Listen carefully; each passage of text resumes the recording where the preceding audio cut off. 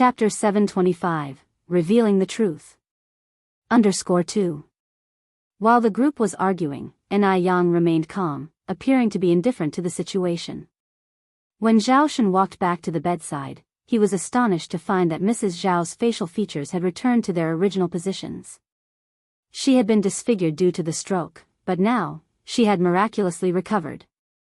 This was truly extraordinary. At the same time, Mrs. Zhao slowly opened her eyes, and the murkiness at the bottom of her eyes gradually cleared. "Mom." Zhao Shen joyfully said, "Mom, how are you feeling now? Are you feeling better?" Looking at Zhao Shen, Mrs. Zhao's eyes suddenly reddened. "Awake?" Lin Feng gasped in surprise, rushed to the bedside, and forced out a couple of crocodile tears. "Mom. You're awake. You finally woke up, you scared me to death just now." Mrs. Zhao stared at Lin Feng, making whimpering sounds from her throat, as if she was accusing Lin Feng of her wrongdoings. Seeing that Mrs. Zhao still couldn't speak, Lin Feng breathed a sigh of relief. "Divine Doctor, didn't you say you could get my mother to speak?" Lin Feng looked at Yang. Yang opened her medicine box, took out a syringe, and various Western medications. "It just needs one last injection, don't rush." Although she practiced traditional Chinese medicine, she didn't belittle Western medicine. Sometimes, the combination of both can produce better therapeutic effects. Mrs. Zhao glared fiercely at Lin Feng. If stares could kill, Lin Feng would already have been dead hundreds of times over. Lin Feng asked, "Mom, do you want to say something?" The whimpering sound grew louder, and Mrs. Zhao's eyes got bigger and bigger. Lin Feng continued, "Mom, I understand what you mean. Do you want to stop the Divine Doctor from treating you? Did she hurt you? I get it, don't worry. I am here today. I will protect you and not let anybody touch you." In reality, at this moment, Lin Feng was feeling somewhat anxious. Because Yang did indeed restore Mrs. Zhao's facial features to their original position. What if she accidentally enables Mrs. Zhao to speak, then what? No way. She can't afford to take that risk. Chang Yu immediately detected Lin Feng's intentions and quickly stood beside Lin Feng. "Right, Grandma. My mom and I will protect you and won't let anyone hurt you." Yang just watched the mother-daughter duo, a faint smile playing at the corner of her mouth, but her eyes were icy. "What are you panicking for? Are you that afraid it'll cure Mrs. Zhao?" Turning to them, Yang continued, "Or did you do something shameful and want to cover it up?" Lin Feng was already feeling guilty at this moment, and these words hit a nerve. "What nonsense are you spewing? What shameful thing have I done?" Yang maintained her composure. "Are you angry out of shame?"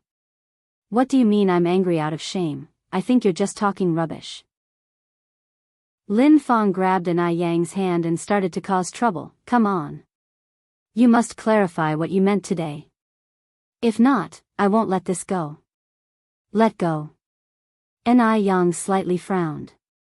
Lin Feng continued, "If you don't clarify your comments today, I won't let go. Although I, Lin Feng, am just a woman, I can't let others falsely accuse me."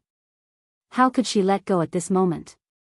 If she let go, wouldn't it mean she was admitting her wrongdoings? "Lin Feng. Don't disturb Yang's treatment of Mom." Zhao Shen pulled Lin Feng away. Lin Feng quickly replied, "Brother Shen, this Yang harbors ill intentions. She even falsely accused me of doing something shameful. She frankly has no medical skills, don't be fooled by her. And also, Mom said she's unwilling to let her treat her." "Mom's right, Dad, don't be fooled by her. I was Yang's classmate, no one knows her better than I do." Chang Yu said. Mrs. Zhao anxiously whimpered. Lin Feng seized the opportunity and said, "Brother Shen, look at Mom's current state. It's quite clear she doesn't want Yang to continue treating her." The whimpering became louder, as Mrs. Zhao was afraid Zhao Shen would believe Lin Feng's lies. Lin Feng continued, "Brother Shen, hurry up and ask them to leave." Zhao Shen's face darkened, and he said to Lin Feng, "Shut up. This was the first time Zhao Shen lost his temper since they got married. Both Lin Feng and Chang Yu were scared. They'd assumed Zhao Shen was spineless after seeing how he was completely enthralled by Shangguan Furong. Who would have thought Zhao Shen did indeed have a temper? I'm sorry, Yang Yang, that you had to witness this farce. Zhao Shen turned to look at Yang. Yang, please continue. Don't worry, I believe in you. Source, web novel. Com, updated on Envgo. Co. If you find any errors, ads pop up, ads redirect, broken links, non-standard content, etc., please let us know and report so we can fix it as soon as possible. Chapter 726, Revealing the Truth. _3. Yang nodded, squeezed out the air in the syringe, and aimed it at the vein on Granny Zhao's arm. The room fell quiet. Everyone's gaze was focused on Yang and Granny Zhao. According to Yang, after this injection, Granny Zhao should be able to speak. Could it be true? Especially Lin Feng and Chang Yu, their hearts were beating anxiously. What if Granny Zhao really could talk? What would they do then? Would Zhao Shen kick them out of the Zhao family? Zhao Shen walked over, nervously asking, Mom, how are you feeling now? The only response to Zhao Shen was a hum. Lin Feng's tense heart finally relaxed. Good. She knew this Yang was not capable. Chang Yu snorted. Didn't someone just swear that my grandmother could speak after the injection? Yang didn't get angry. His handsome face remained calm as he walked over to Granny Zhao and removed the golden needle from the Sulio acupoint. Granny, how do you feel now? Granny Zhao looked at Yang. Her stiff throat seemed to ease up, and she tried to say something. Smoke. She could speak. She finally could speak. Yang. Mom, you can speak. Zhao Shen rushed over. Shen Bao. Granny. Zhao Zijuan and Zhao Ziqing also came over. Zijuan, Ziqing. Granny Zhao's eyes turned red. Lin Feng stared at this scene, almost dumbfounded, a chill rising from the bottom of her heart. How is this possible? What should she do? What should she do now?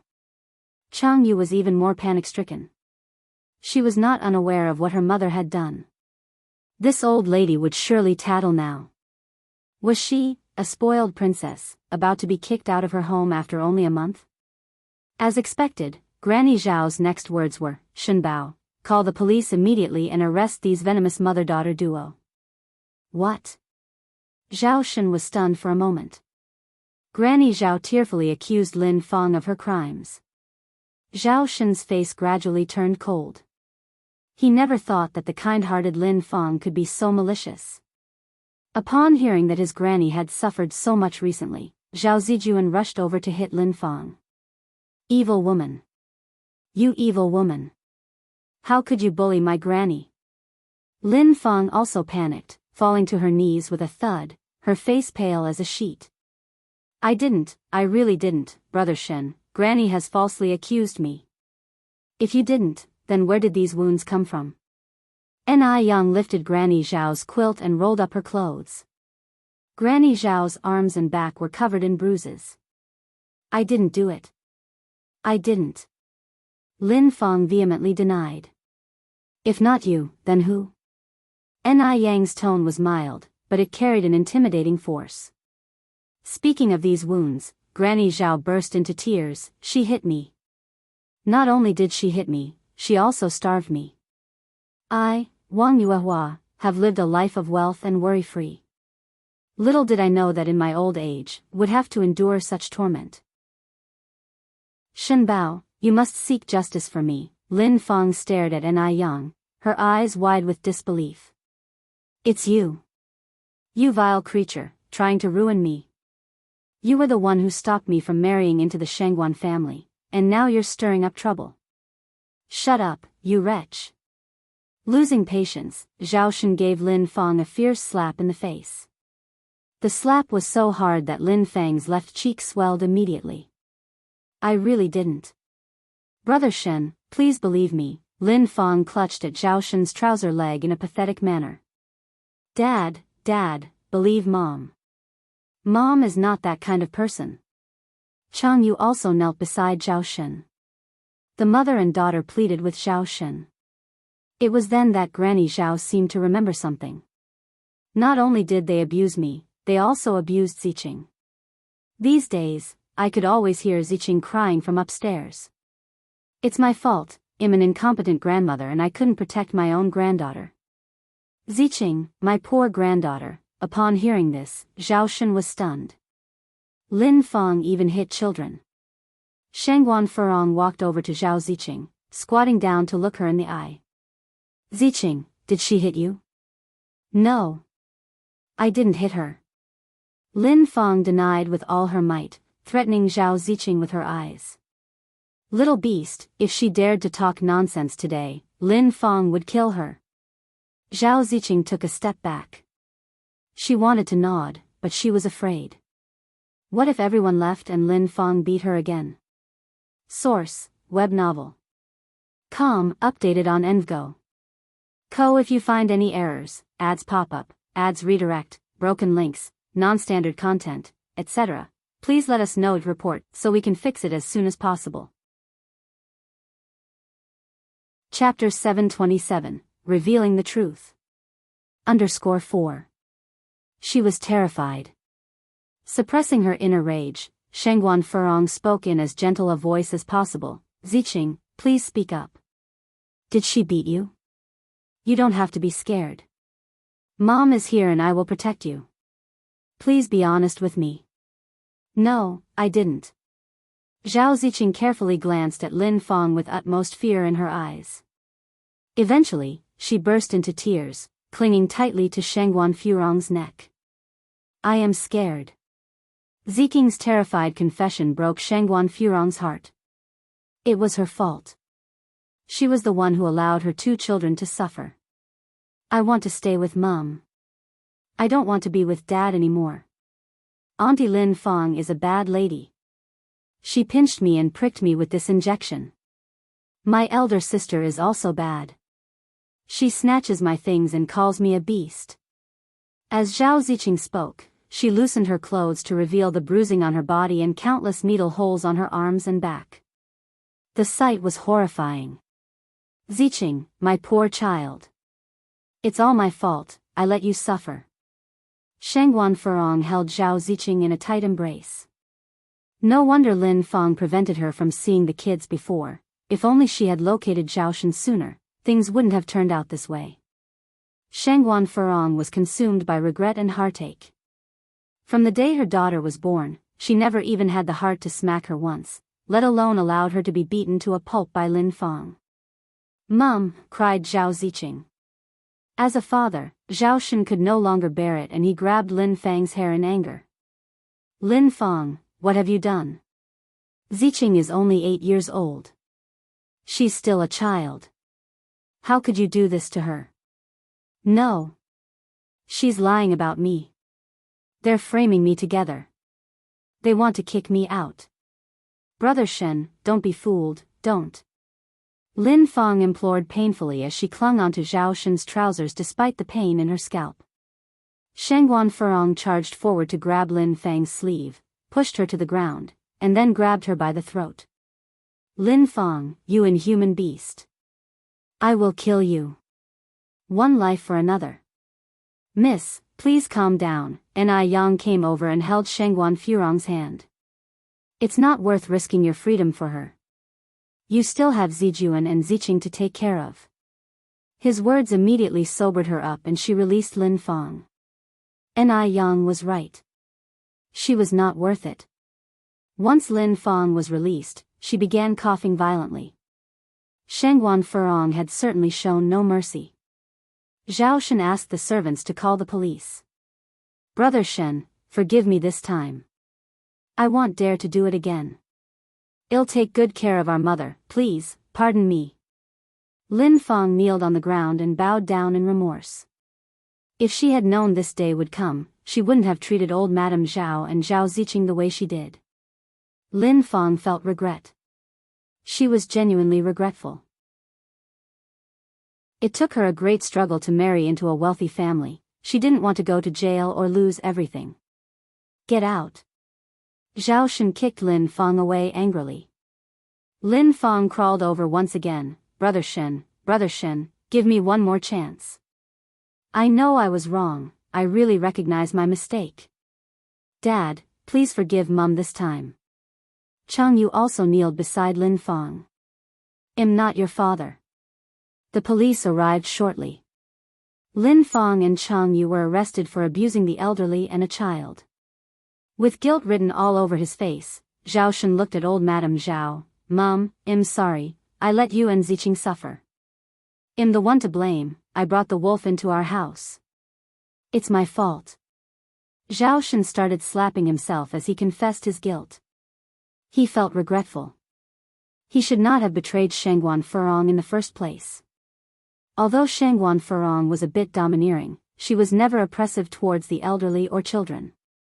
She had taken very good care of old Madame Zhao when she was bedridden. Who would have thought that Lin Feng would treat the elderly this way when she took over? Every time he thought of the torment that old Madame Zhao and Zhao Ziqing went through, Zhao Shen could not forgive himself. Old Madame Zhao tearfully looked at Zhao Shen. Shenbao, it's not entirely your fault. I am also to blame. I am suffering the consequences of my own actions. But I'm sorry for what has happened to Ziqing. The fact that Lin Feng was able to marry into the Zhao family so smoothly was also because of her. She was full of regret. During the period of being abused by Lin Feng, her thoughts often returned to Shangguan Furong. Shangguan Furong had been married into the Zhao family for 19 years. Although she was somewhat dominant, she never mistreated her. She even took care of her day and night whenever she fell ill. Source: web novel. Com, updated on Envgo. Co. If you find any errors, ads pop up, ads redirect, broken links, non-standard content, etc., please let us know to report so we can fix it as soon as possible. Chapter 728, Revealing the Truth. _5. People only learn to cherish what they have once they lose it. Old Mrs. Zhao shed tears of regret. Furong, can you forgive your mother? Mrs. Zhao looked at Shangguan Furong. Shangguan Furong replied, Mom, what's done is done. There's no point dwelling on it. But I can't let Zhao Shen take care of Ziqing anymore. If there was one Lin Feng, there could be a second Lin Feng. It's safer to raise her child herself. I want to go with Mom. Zhao Ziqing tightly held Shangguan Furong's hand. Old Mrs. Zhao sighed. At this point, she had no reason to try to keep Ziqing. She had brought this upon herself. Zhao Shen then said, I admit that I was wrong. Since Ziqing wants to go with you, just take her. He could understand Shangguan Furong's feelings. Zhao Shen then added, can you bring the children back to visit their grandmother from time to time? Of course. Shangguan Furong nodded. When leaving, Ni Yang gave Zhao Shen a prescription. Take this for a month, and old Mrs. Zhao will recover. Really? Zhao Shen asked in surprise. Yes. Ni Yang nodded. Yang, I can't thank you enough. Zhao Shen bowed deeply to Ni Yang. When Shangguan Furong and the children returned to the Shangguan residence, Zhao Zijuan and Zhao Ziqing had already fallen asleep after crying their hearts out. Even in sleep, Zhao Ziqing's brows were still tightly knitted. Downstairs. After hearing what had happened, old Mrs. Shangguan couldn't help but shed tears of sympathy. Poor children, poor children. I knew long ago that Lin Feng was no good. But Mrs. Shangguan never imagined that Lin Feng could hurt a child. Where is Lin Feng now? What is your uncle's stance? Shangguan, she asked. Shangguan Furong said, your uncle was kept in the dark about all of this. Not only did Lin Feng abuse Ziqing, but she also mistreated Ziqing's grandmother. The police have already taken them away. People like her. I wish we could tear her limb from limb. Shangguan, she said, filled with hatred. Ni Yang handed some potion to Shangguan Furong. Auntie, This potion has the effect of promoting blood circulation, reducing swelling, and removing scars. Add it to Ziking's bathwater at night and let her soak for 15 minutes. Do this for a week, and you'll see results. Alright. Shangguan Furong took the potion. Thank you for everything today, Yang Yang. If it weren't for Ni Yang today, who knows how much more suffering Zhao Ziqing would have to endure. As a mother, every time she thought of this, she felt scared. We're family, no need to thank me. Ni Yang said softly. Shangguan Dehui, with a serious look on his face, stood to the side. Furong, don't take offense to what I'm about to say. This is all your own doing. If it weren't for Shangguan Furong's domineering and strong-willed nature, the children wouldn't have suffered like this. Shangguan Furong didn't respond because it was indeed her fault, so she wouldn't refute it. Shangguan Dehui continued, now that you've brought Ziqing back, what does the Zhao family say? After all, when they divorced, Zhao Ziqing went with Zhao Shen. Shangguan Furong replied, he didn't voice any objections. He just asked me to bring Ziqing and Zijuan back to visit often. Hearing this, old Mrs. Shangguan asked, Furong, do you really see no possibility of reconciliation with Zhao Shen? Shangguan Furong shook her head. Given how things have developed, how could there be any possibilities between her and Zhao Shen? What about the children? Old Mrs. Shangguan continued, with a stepmother, there's bound to be a stepfather. And with a stepfather, there's bound to be a stepmother. Can you guarantee the children will be treated kindly in your future marriage? Shangguan Furong paused momentarily, then said, Mom, I haven't given any thought to remarrying. But you will eventually have to consider it. Old Mrs. Shangguan continued, everyone makes mistakes. Furthermore, you both made mistakes here. Give Zhao Shen another chance, for the sake of Zijuan and Ziqing. The old lady couldn't bear to see the children suffer again. It's really hard for divorced women to find a good man. If Shangguan Furong were to meet someone unworthy, wouldn't the children have to suffer again? While Zhao Shen made mistakes, he had been good to Shangguan Furong. It was Shangguan Furong who didn't appreciate him. And, after all, Zhao Shen was their children's biological father. But I can't get over it, Shangguan Furong continued, who says a divorced woman must remarry? I can take care of my 2 children by myself, and we can live a good life. Source, web novel. Com, updated on Envgo. If you find any errors, ads pop up, ads redirect, broken links, non-standard content, etc., please let us know to report so we can fix it as soon as possible. Chapter 729, Revealing the Truth. _6. For her children, she could choose not to marry. She was ready to make that sacrifice. Lady Shangguan sighed, you can give up on having a husband, but growing children cannot lack a father. You don't consider your own needs, but you should think for the sake of your 2 children at least. Shangguan Furong fell silent. Lady Shangguan continued, Zijuan is 10 years old, and Ziqing is only 8 this year. Furong, you ought to think, can you bear it? Shangguan Furong sighed deeply, Mother, stop it. There is no chance for Zhao Shen and me anymore. She could forgive every mistake. Except for infidelity. She knew she had been quite excessive in the past, but, no matter how bad she had been, she never cheated on Zhao Shen. She has met men better Zhao Shen before. Moreover, because of Zhao Shen's affair, Ziqing suffers so much.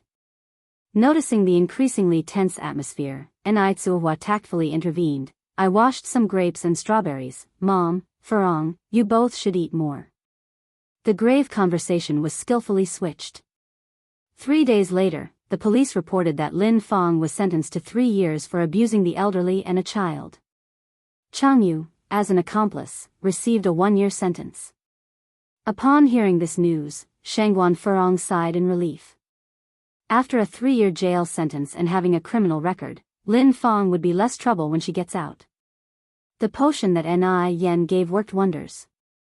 Within 3 days, Zhao Ziqing had recovered a lot, her complexion improved, but she occasionally cried in her sleep, begging Lin Fong not to hit her. The weather was good today, as the snow under the sunshine started to slowly melt. In the air, one could smell the crisp scent of melting snow. Yen went to the Zhao family to give Mrs. Zhao a checkup. Mrs. Zhao, with her upper body now capable of moving, was effusively thankful to Yen. Yen gave her hope. However, the person she should be thanking even more is Shangguan Furong. Without Shangguan Furong's persuasion, Zhao Shen would have not thought to seek Yan's help. Yang, could I ask you for a favor? Mrs. Zhao hesitated before asking. Speak your mind.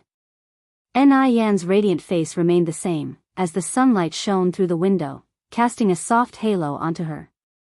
Until then, Mrs. Zhao had never seen such a beautiful young girl. Mrs. Zhao went on, I know the Zhao family did many unjust things in the past. I can apologize, and I regret. Can you go back and ask Furong if she can give Zhao Shen another chance?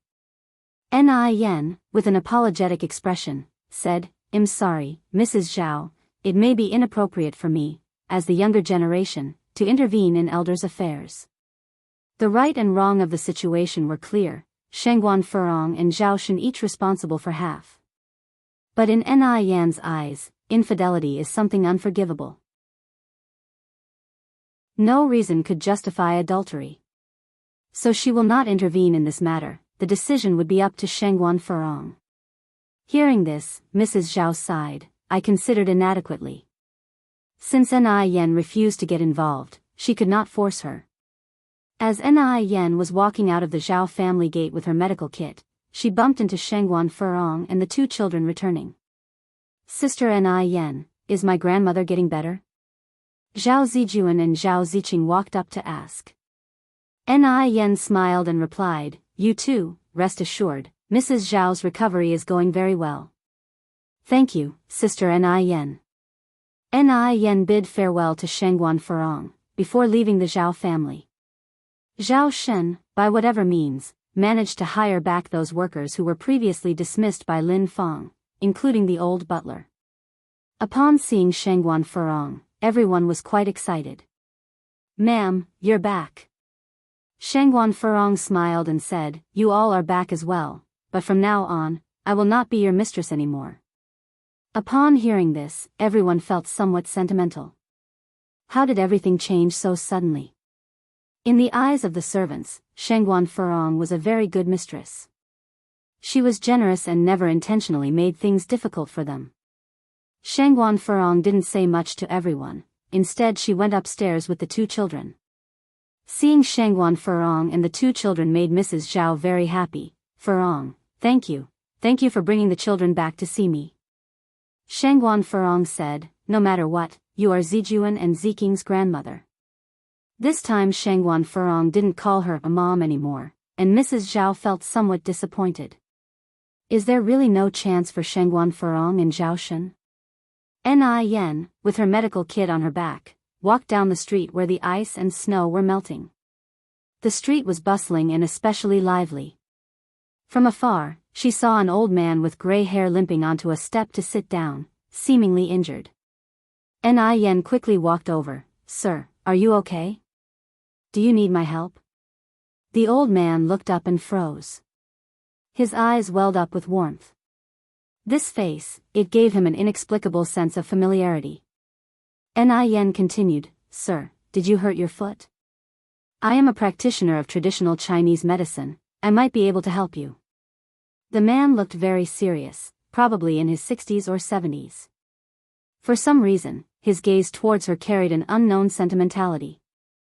Sir, replied Yen, as the old man remained silent after some time. The old man finally reacted, Young lady, what's your name? Source, web novel.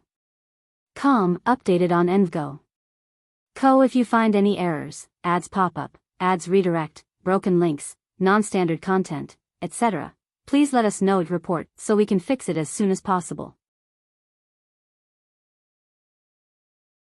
Chapter 730, Go to NI family _1 like. Very much alike. Even though he can't pinpoint who exactly this child resembles, the old man immediately thought of his daughter who has been missing for many years. Indeed, this old man is Jing Jun, the patriarch of the Jing family. Lately, the old man has been feeling his health deteriorating by the day, hence he no longer stays in his room all day as he did before.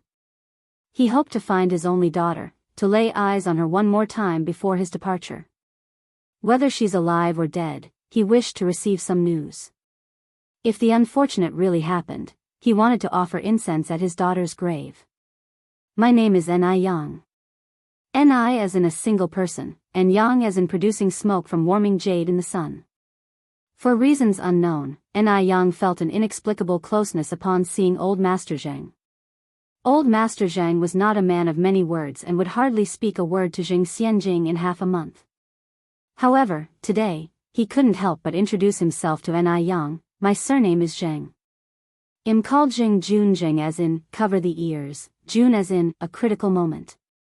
Grandpa Zheng, just call me Yang Yang. Ni Yang continued, by the way, did you injure your foot? Speaking of which, Old Master Zheng responded with a painful smile, I was just chasing a thief. Who knew that I wouldn't catch the thief, but instead sprain my own leg? Is it this foot? Ni Yang crouched down halfway. Old Master Zheng nodded. Let me take a look. Today, the snow had melted, leaving a lot of muddy water on Old Master Zheng's shoes, but Ni Yang didn't mind the dirt, directly taking off his shoes. It seems slightly displaced, let me reset it for you. It might hurt a little, try to bear with it. Okay, Old Master Zheng nodded, thanks, Yang Yang.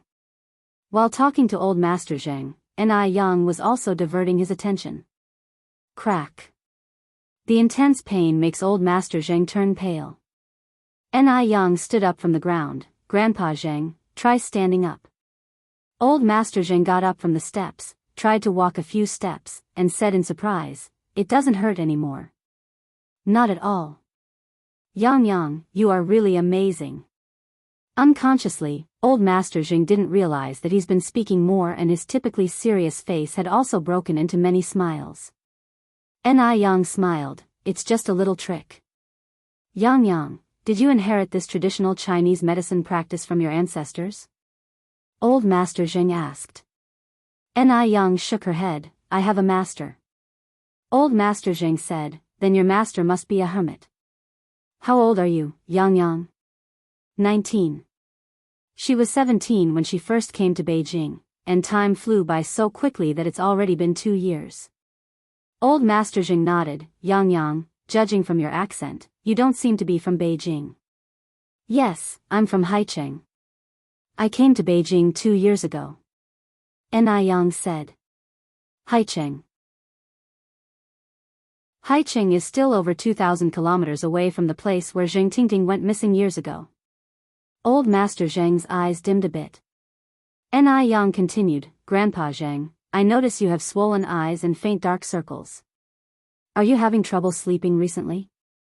I'm old, not as good as before. Old Master Zheng sighed. Ni Yang took out a light blue sachet from her bag, this is for you. What is this? Old Master Zheng was puzzled. Ni Yang continued, this is a sachet made of medicinal herbs which can improve sleep. You can try using it.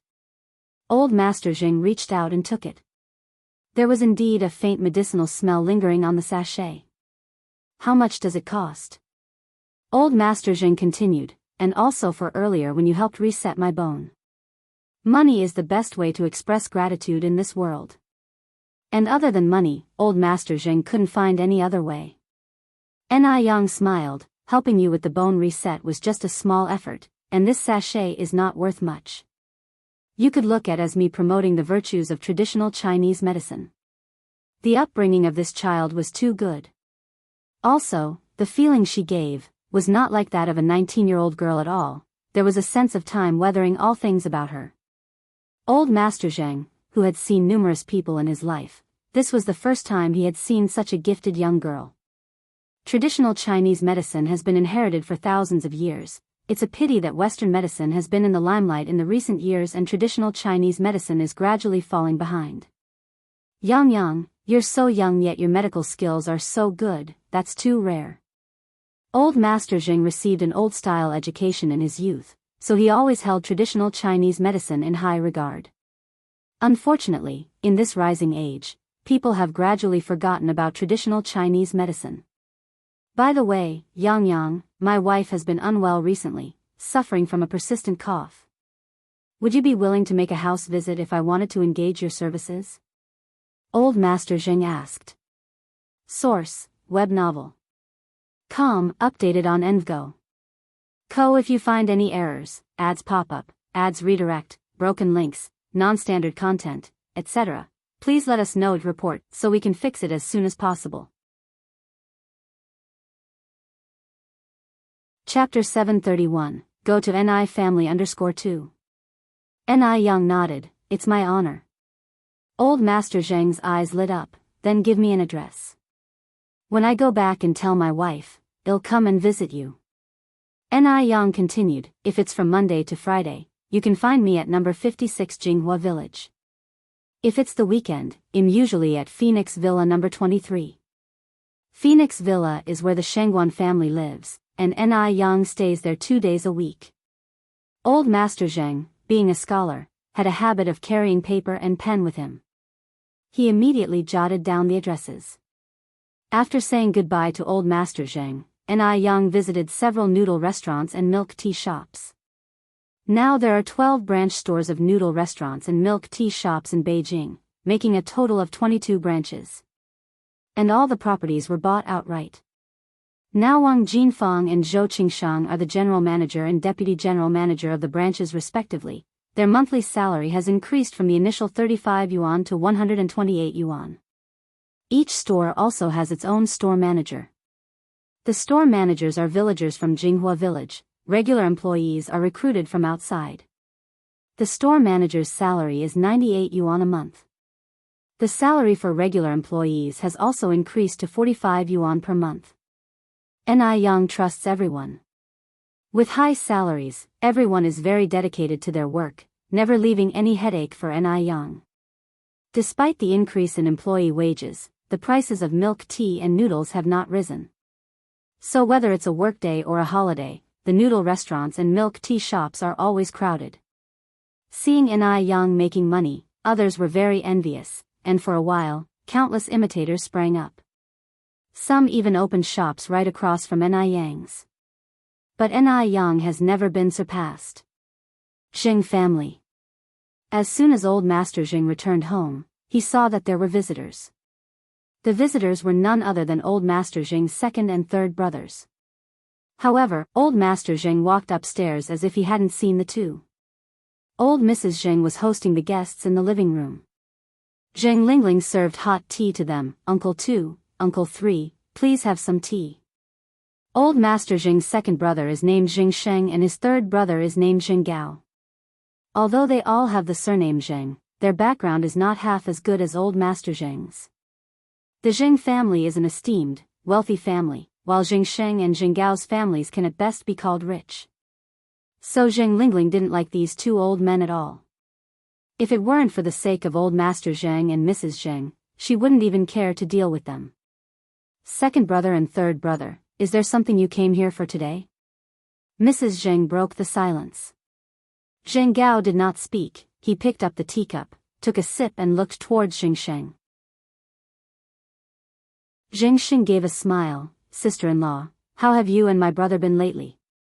We are doing fine, Old Mrs. Zheng replied. How about Suyu? Zheng Sheng continued. Suyu is doing well too. Mrs. Zheng also took a sip of tea. If you really care about Suyu, why not take her home for a few days? She has been missing you. At these words, Zheng Sheng and Zheng Gao both jumped in surprise. I think Suyu is better off staying here, sister-in-law. You're so thoughtful, you will surely take good care of her. Yes, yes, yes. Zheng Gao immediately echoed. Although Suyu is their sister, she is now a complete lunatic. Not only is she useless, she is a burden. Given their modest family conditions, they dare not take on such a burden. Old Mrs. Zheng couldn't help but see through her two brothers. She continued, if you two have something to say, just say it directly. Since sister-in-law has said so, I won't beat around the bush, Zheng Xing carried on. Sister-in-law, Minghui quit his job a few days ago and he hasn't found a suitable job till now, you see." Before Jingxing could finish, Jinggao couldn't wait to say, "And our Mingming also quit his job." "Sister-in-law, we are all family, you can't play favorites." "Stop it." Jingxing shouted unhappily, "Do you know there is a hierarchy among elders and youngsters?" "I haven't finished yet." After saying that, Jingxing turned to Mrs. Jing with a smile, "Sister-in-law, both of these kids are your dear nephews, you won't ignore them, right?" Zheng Lingling stood on the side, almost unable to maintain the smile on her face. These two old guys are really shameless. Do they really think the Jing family is out of members? She, the eldest daughter, is still here. They are thinking about dividing the Jing assets. Old Mrs. Jing maintained her smile. Since they have resigned, they should be looking for new jobs. How could telling me solve their problems? Source, web novel. Com, updated on Envgo. Co. If you find any errors, ads pop up, ads redirect, broken links, non-standard content, etc., please let us know and report so we can fix it as soon as possible. Chapter 732, Go to NI Family _3. Solution is there. Jingxing said, "Why can't it be solved? The Zheng Corporation is such a large group, there must be so many vacant positions. Sister-in-law, you might as well give Minghui a chance to serve as general manager." Jinggao said, "What about our Mingming? He's a 3-time graduate. If Minghui can be made general manager, our Mingming should at least be a deputy general manager, right?"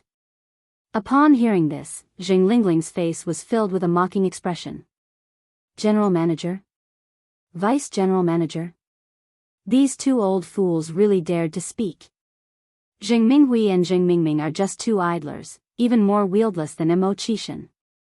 Elderly Mrs. Zheng looked at Zheng Gao and Zheng Sheng, twisted the Buddha beads in her hands, her voice neither loud nor soft. "The positions of general manager and deputy general manager are too small. Why not let them be the chairman?" Hearing this, Zheng Sheng and Zheng Gao were overwhelmed with disbelief. Could they have misheard? Zheng Sheng smiled and said, "Sister-in-law, this is too embarrassing. If you intend to vacate the position of chairman, then we can't help but thank you. You can rest assured if you hand the Zheng Corporation over to our Minghui." As soon as these words were spoken, Zheng Gao immediately became displeased. Why should the position of chairman be Minghui's? What about our Mingming? The Zheng Corporation is not yours. I won't agree to let Minghui be the chairman. On what grounds are you refusing? Our Minghui is the eldest son and grandson of old Zheng's family. He should be the chairman, without a doubt. Eldest son and grandson? You must really think we're still in a feudal society? There's no such thing as a hereditary system now. I say, the position of chairman should be our Mingming's. Can your Minghui match our Mingming? The two older brothers quarreled incessantly. Enough. Madame Zheng banged the Buddha beads on the table violently. Shut up, all of you. The air turned quiet instantly. It was as if someone had pressed pause. You're all behaving atrociously. Mrs. Zheng's face was cold. Don't you weigh your own worth, and yet you fancy the position of chairman? Hearing this, Zheng Sheng and Zheng Gao's faces alternated between green and white. Zheng Sheng felt wronged and said, "Sister-in-law, you're being unfair. It was you who said, you were going to vacate the position of chairman." Zheng Gao echoed on the side, "Exactly, as the saying goes, eldest brother is like a father, and his wife is like a mother." Zheng Sheng and Zheng Gao were somewhat wary of their elder sister-in-law. Old Madame Zheng continued, "There are 2 team leader positions open in the security department. Let Minghui and Mingming go apply." Security team leader? It sounds like a prestigious title. Thank you, sister-in-law. Zheng Gao thanked her with a smile. We are all family. I knew that you would never let us down. Zheng Xing pondered, security department? Isn't the security department, security? Job title, security is a new concept at this time, and many are still uncertain about it. It's security. Mrs. Zheng nodded. Upon hearing this, Zheng Sheng was not pleased. Security guard? Isn't that just a gatekeeper? How can we let Minghui become a gatekeeper? Although it's a family business, sister-in-law, you should at least give Minghui a position. Zheng Gao was also unhappy. Sister-in-law, Mingming is after all your biological nephew. How can you stand to let him guard the door? What? Do you two also look down upon the position of security team leader? Mrs. Zheng laughed and asked. Sister-in-law, we're all family here. There's no need for this, is there? Exactly. Zheng Corporation has so many cushy jobs. You'd rather give them to outsiders than keep them for your own nephews. Sister-in-law, that's questionable. Madame Zheng picked up her teacup. Precisely because Minghui and Mingming are my nephews, I want to give them the chance to serve as team leaders. If Mingming were an outsider, he wouldn't even qualify to step into the Zheng Corporation. The last sentence was not spoken loudly, but it turned Jing Sheng and Jing Jun pale. Sister-in-law, Madame Zheng continued, do you two have other things to say? If not, I want to rest. Yes, we do. Zheng Gao nodded hastily. Say it. Mrs. Zheng was succinct. Zheng Gao looked troubled as he glanced at Jing Lingling and the other servants. Madame Zheng, a very intelligent woman, instantly understood his meaning. She looked at Jing Lingling. Lingling, lead them out for now. Source, web novel. Com, updated on Envgo. Co. If you find any errors, ads pop up, ads redirect, broken links, non-standard content, etc., please let us know to report so we can fix it as soon as possible. Chapter 733, Go to NI Family _4. Alright, Mom. Zheng Lingling nodded. In an instant, all the servants in the room had left. Go ahead, what's on your mind? The old lady of the Zheng family continued. Zheng Gao nudged Jing Sheng with his elbow. Jing Sheng hesitated for a moment before speaking. Sis-in-law, I've heard that your and my brother's health have been poor recently. The old lady of the Zheng family spun her Buddha beads in silence. Zheng Sheng continued, Sis-in-law, as the saying goes, we can't deny aging. As one gets older, all bodily functions begin to weaken, stop working, and none could predict which comes first, tomorrow or an accident. Therefore, it's necessary to prepare in advance. At this point, Zheng Gao immediately lowered his voice and added, don't blame me for being blunt as a younger brother, sis-in-law. Lingling is not your biological daughter after all. It's a common saying that one doesn't let one's riches benefit others. If there were to be any accidents, we can't simply let outsiders benefit, right? You still have Mingming and Minghui, who are capable of holding up the family. Zheng Lingling was just an outsider. She didn't have the right to inherit the property of the Zheng family. The old lady of the Zheng family's biological daughter had died long ago, so the heirs to the family property should be Zheng Mingming and Zheng Minghui. The old lady of the Zheng family sneered, beating around the bush, you seem to be hoping for my early death. Not at all, sis-in-law. You misunderstood. We didn't mean that. Zheng Sheng hurriedly explained. Zheng Gao continued, sis-in-law, we just want to remind you, don't let outsiders benefit. Outsiders are still outsiders, and they will never fully belong. Exactly, exactly. The second brother is right, Jing Xing said. Chao Lingrua's surname is Chao. Even if it's changed now, she still has Chao as her surname. She has Chao family's blood in her veins. Chao Lingrue was Zheng Lingling's former name. Rest assured, even if I really have an accident and die, the Zheng family will not be taken advantage of. The old lady of the Zheng family spoke frankly. Zheng Sheng and Zheng Gao appeared uncomfortable. Who talks like that? Shed really killed the conversation. You may leave. The old lady of the Zheng family stood from the sofa. I'm tired. As she finished speaking, she left Zheng Sheng and Zheng Gao behind. Zheng Sheng and Zheng Gao exchanged glances, both seeing disappointment in each other's eyes. The old lady of the Zheng family went to the study room upstairs, letting out a tired sigh. Aching. The old master, carrying a watering can, walked over from the balcony. Did you go out today? The old lady of the Zheng family asked. Yes, the old master nodded. Aching, I have something to discuss with you. At that moment, Jing Lingling knocked on the door of the study room. "Mom, Auntie Jiang is here." The old master glanced at the doctor and then said, "Then I'll talk to you later." As he finished speaking, he headed towards the balcony. The balcony was filled with his favorite plants. Though it's winter, the red plum blossoms were exceptionally brilliant. The old lady of the Jing family got up to welcome Dr. Jiang. "Xiaoyan is here." "Aching." Dr. Jiang put down her medical case and looked down the stairs in a low voice. "I just saw Jing Sheng and Jing Gao downstairs. They seemed a bit upset." The old lady of the Jing family casually said, "Don't mind them." Dr. Jiang continued, "Those two are amusing. They were eager to ask about your and Jing Jun's health conditions when they saw me coming in.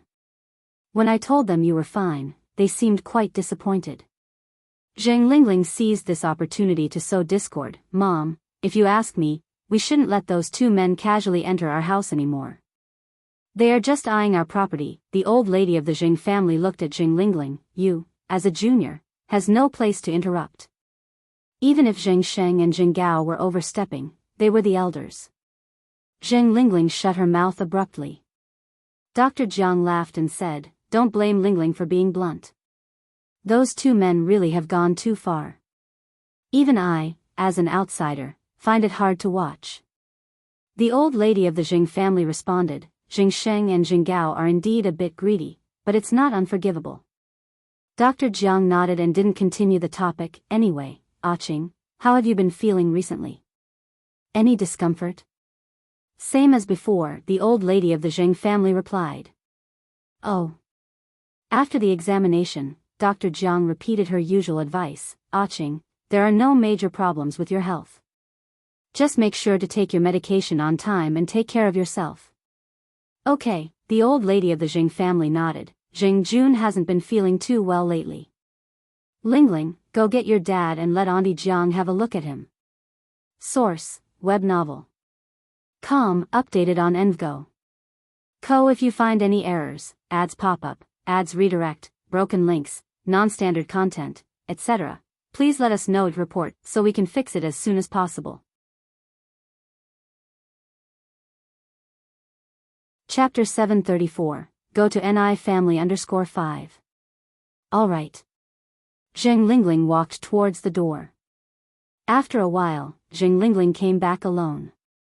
Madame Jing asked in surprise, "Lingling, where's your father?" Jing Lingling said, "My father said he's fine, he doesn't need to see the doctor." Madame Jing shook her head helplessly. "After all these years, he's still stubborn, like a child. How can he not see a doctor when he's not feeling well? I'll go call him myself." Madame Jing then walked out the door. Only Dr. Jiang and Jing Lingling were left in the study room. Dr. Jiang said, "Lingling, I heard about your father being unwell before, isn't he better now?" "No." Jing Lingling shook her head. Dr. Jiang took a sip of tea. "Did you give your father the medicine I gave you last time?" Jing Lingling laughed and said, "My father is odd, he's reluctant to take medicine, so I put the medicine in the ginseng soup. I'm not sure if the ginseng will affect the medicine's efficacy." Over the years, the old Mr. Zheng hasn't had any serious illnesses, nor has he seen a doctor. Even when it comes to Dr. Jiang, who is good friends with Madame Zheng, he is reluctant to let her examine him. He's quite particular. Dr. Jiang laughed and said, "You're such a filial child. Don't worry, ginseng is good, it won't affect the efficacy of the medicine." "Alright, then I'll still use ginseng in the future." Dr. Jiang nodded. Zheng Lingling glanced out the window, then continued, "Last time my mother couldn't find Tingting. I don't know if there's any news now, it's so worrying." Speaking of this, Zheng Lingling sighed and said, "I just don't know how my poor little sister Tingting is doing now, these things can't be rushed." Dr. Jiang said, "What is destined to be will eventually be, and what isn't can't be forced. Your mother has waited for over 30 years, what's another day?" Zheng Lingling sighed again, "I'm afraid my father and mother won't be able to hold up, after all, Dr. Jiang patted Zheng Lingling's hand, "Don't worry." After a while, Madame Zheng came back, somewhat helplessly said, "He's as stubborn as a mule, I can't do anything about him." Dr. Jiang laughed and said, this is how Jing Jun was when he was young, I'm used to it. I just came in and saw he looked pretty well, there should be no major health problems, you don't need to worry. As a doctor, these words from Dr. Jiang reassured Madame Zheng. Taking into account that the two old sisters had a lot to talk about, Jing Lingling tactfully left the study and closed the door. Dr. Jiang and Madame Zheng chatted a bit about irrelevant things, then Dr. Jiang asked, Qing, are you still looking for Tingting? Madame Zheng shook her head, since Dr. Wang gave me the appraisal result last time, I've had no hope for this matter.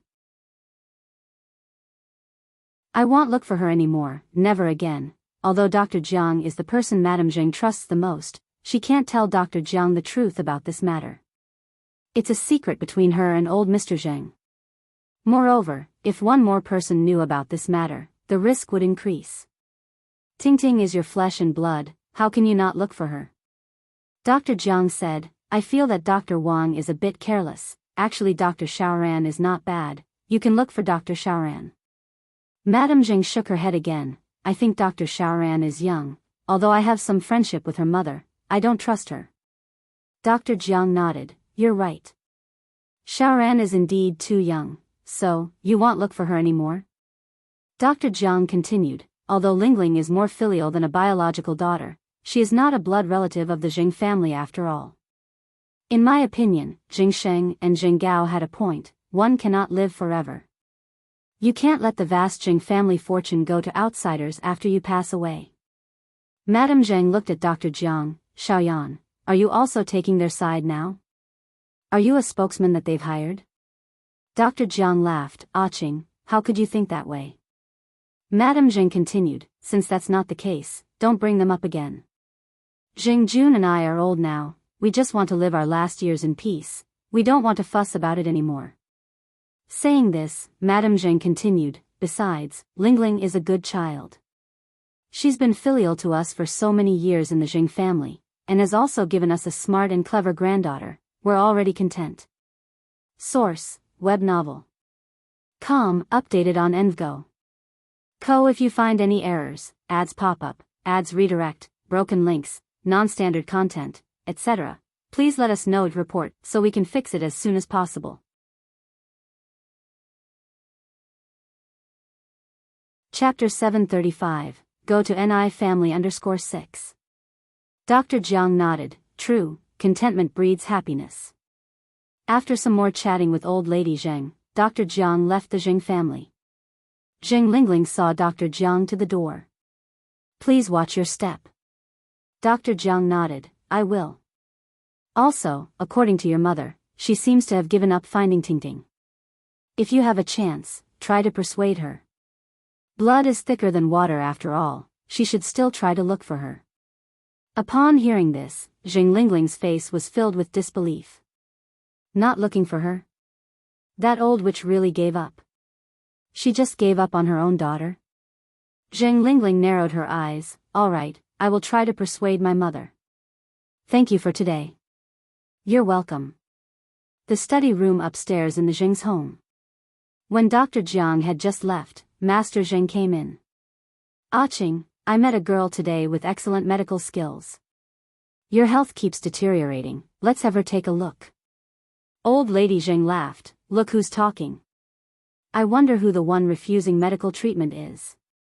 Master Zheng had nothing to say.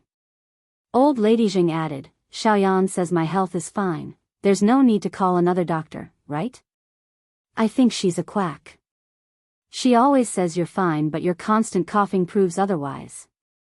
Master Zheng furrowed his brow. Old lady Zheng laughed, it's just a bit of coughing.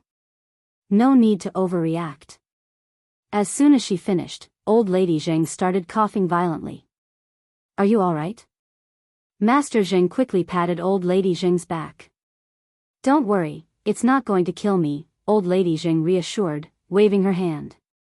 Master Zheng's face fell, don't talk about dying. Old lady looked at him in surprise. Master Zheng continued, until we find Tingting, we all have to stay well. Nobody can talk about death. He wants to meet his daughter alive. Old lady Zheng laughed, all right, we won't talk about it. Master Zheng insisted, Qing, seriously, you should let that girl examine you. Old Lady Jing replied, Xiaoyan has been taking care of my illness all along. If suddenly another doctor comes in, how will Xiaoyan feel? Not to mention her long-standing friendship with Dr. Jiang. Master Zheng considered, then continued, how about this? Well, go to that girl's house directly, so she can check on me too. Well, keep it a secret, not telling anyone. That could work, Old Lady Zheng nodded. As long as it doesn't embarrass Dr. Jiang. Let's go tomorrow then, Master Zheng added. All right, well, go with your plan. The two old people chatted some more, and just then, there was a knock on the door. Jing Xianjing walked in with 2 bowls of ginseng soup. Grandpa, Grandma, it's time for your soup. Okay, Old Lady Zheng nodded cheerfully. Master Zheng took a bowl, drank it all, and walked out without a word. He wasn't particularly close to Jing Xianjing, but he wasn't indifferent to her either. He simply had nothing to say. Unlike other families, grandparents and grandchildren always have lots of things to talk about. Master Zheng could go a whole year without exchanging a word with Jing Xianjing and Jing Lingling. Jing Xianjing watched Master Zheng's retreating figure with a flash of resentment in her eyes. She's always been kind to Master Zheng, but he never treated her like his own granddaughter. He only cared about his own daughter. It was surprising how dutiful and respectful Jing Lingling was, making ginseng soup for them every day. What a waste of filial piety. Xianjing, when did you get back? Old Lady Jing asked. School had started by now, and Jing Xianjing was normally in the dorm. Jing Xianjing smiled, I just got back, Grandma.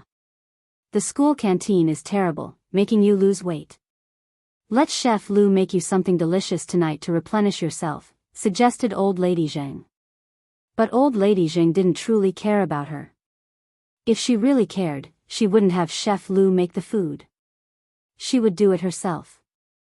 As a grandmother, Old Lady Zheng never even made her a bowl of porridge, let alone anything else. Was it just because her mother wasn't her biological daughter? How ironic. Jing Xianjing cursed Old Lady Zheng hundreds of times in her mind, but her face remained smiling. Grandma, I'm not skinny at all. Besides, these days people in Western countries don't favor being overweight. It's better to be slim. Zhao family. Old Lady Zhao chatted at length with Shangguan Furong. At that moment, a servant came to knock at the door. Old lady, the people from the nursing home are here. So soon? Old Lady Zhao was a little surprised, then she looked at Shangguan Furong and said, Furong, the people from the nursing home are here. Can you please help me check? I've already paid them. What are the people from the nursing home here for? Shangguan Furong was curious. They're here to pick up Old Lady Chang, Old Lady Zhao replied. Hearing this, Shangguan Furong was even more puzzled. Old Lady Zhao sighed, speaking of Old Lady Chang, she is Lin Fang's former mother-in-law, also a pitiable woman. Her only son died in a car accident, leaving her paralyzed and alone. She previously suffered a lot under Lin Fang's hands.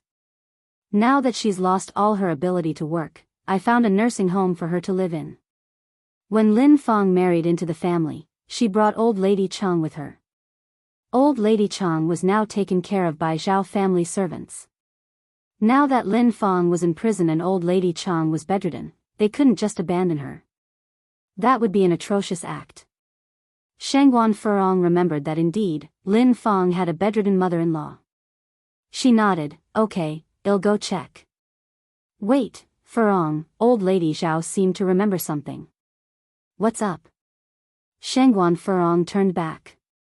Old Lady Zhao continued, can you ask the people from the nursing home to come back later? In a few days, Yang Yang will come to follow up with my condition. We can ask her to examine Old Lady Chang as well. Now that Old Lady Chang can't talk or move, it's really pitiful. Old Lady has also experienced similar desperation. All right, Shangguan Furong nodded. The next day was Monday. At around 10 in the morning, Master Zheng and Old Lady Jing arrived at Jinghua village by car. The cement road in Jinghua village was still under construction, so the car could only stop at the entrance of the village. As soon as they got off the car, old lady Jing exclaimed, "The air here is so fresh." Master Jing took a coat and draped it over old lady Jing's shoulders. "The temperature difference between outdoors and indoors is quite large, don't catch a cold." Old lady Jing snuggled into her coat. The Ni family's small courtyard was not hard to find. It wasn't long before the two old people found the main gate. "Excuse me, is anyone home?" Chirp chirp, a mynah bird flew out from the yard, circling in the air. Just then, the door opened. Opening the door was Ni Yang. Seeing the visitors, she was surprised and said, "Grandma Zhang." "Grandpa Zhang?" It turns out that these two old people are from the same family. Old lady Zhang was equally surprised. Yang. Source, web novel. Updated on Envgo. If you find any errors, ads pop up, ads redirect, broken links, non-standard content, etc., please let us know to report so we can fix it as soon as possible.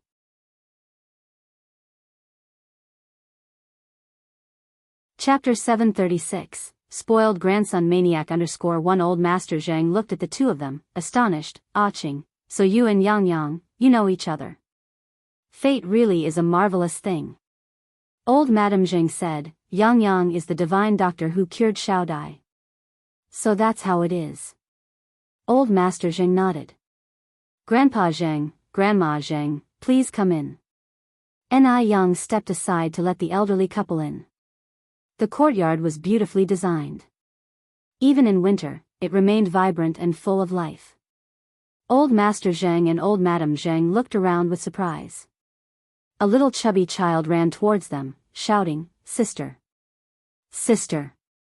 Ni Yang stretched out her hand and picked up the chubby child. Yun, say hello to Grandpa and Grandma."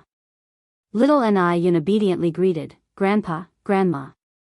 Old Madame Zhang laughed and said, "Little Yun has grown so much. The last time I saw her, she was not even able to speak. Before you know it, she is already running around." Old Master Zhang looked at little Ni Yun, somewhat dazed. His eyes were suddenly filled with a tinge of red. He didn't know if it was because he was missing his granddaughter, but he felt that little Ni Yun and Jing Tingting looked identical when they were young. "Can I hold her?" Old Master Zhang asked Ni Yang. "Sure." Ni Yang nodded. Little Ni Yun was always cautious and usually didn't let strangers hold her.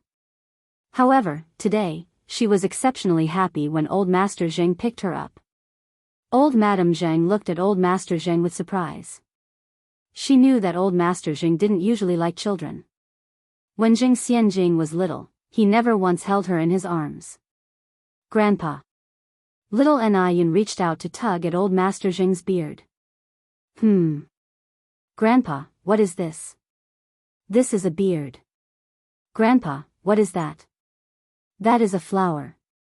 "Grandpa is silly, that is a fafa."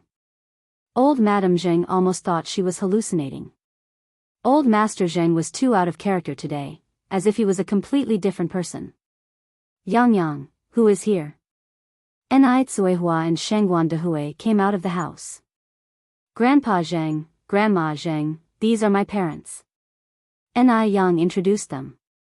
Shangguan Dehui recognized Old Master and Old Madame Zhang, Uncle Zhang, Auntie Zhang. "Dehui." The old couple looked at Shangguan Dehui in surprise. They had heard that Shangguan Dehui remarried, but they didn't expect him to have married Ni Yang's mother. "You two, please come in and have a seat," Ni Tsuehua said. All right, Old Master Zhang and Old Madame Zhang nodded.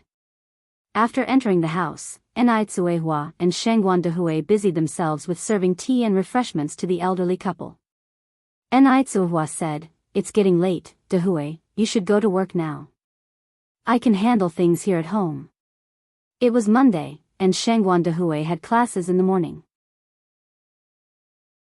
"All right," Shangguan Dehui nodded, "I'll say hello to Uncle Zhang and Auntie Zhang before I leave." After greeting Old Master and Old Madame Zhang, Shangguan Dehui left. Old Master Zhang held little Ni Yun the entire time. Yang, your Grandma Zhang and I have been feeling unwell lately.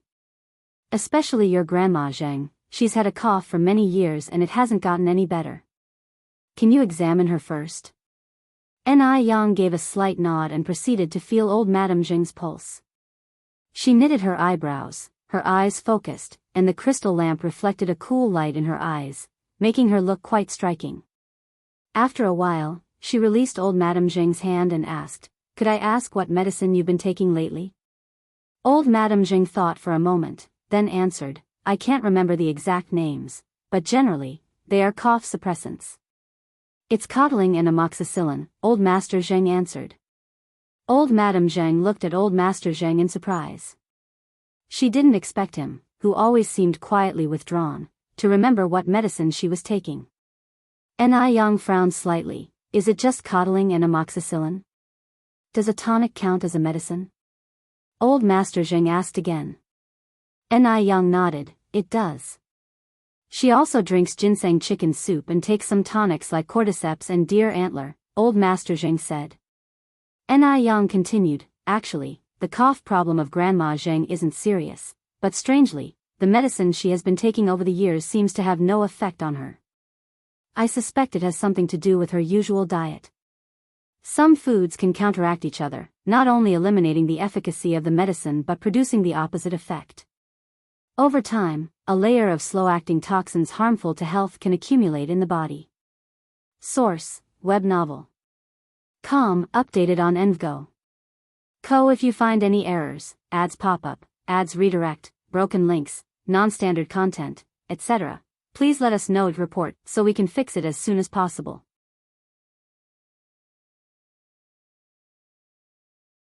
Chapter 737, Crazy Grandson Pamper _2.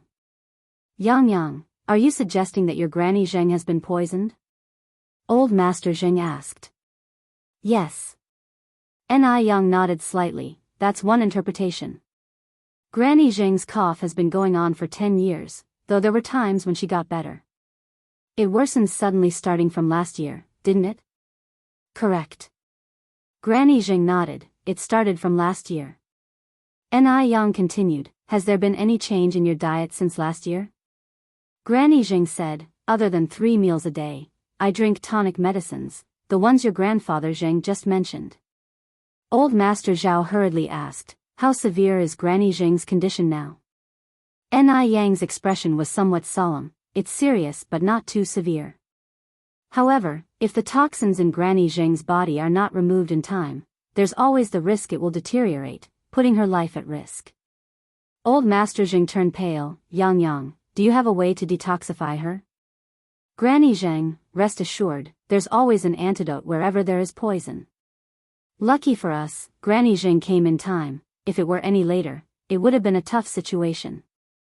As she finished her sentence, Ni Yang added, every medicine has its toxicity, so during this period, do not consume those tonic medicines anymore.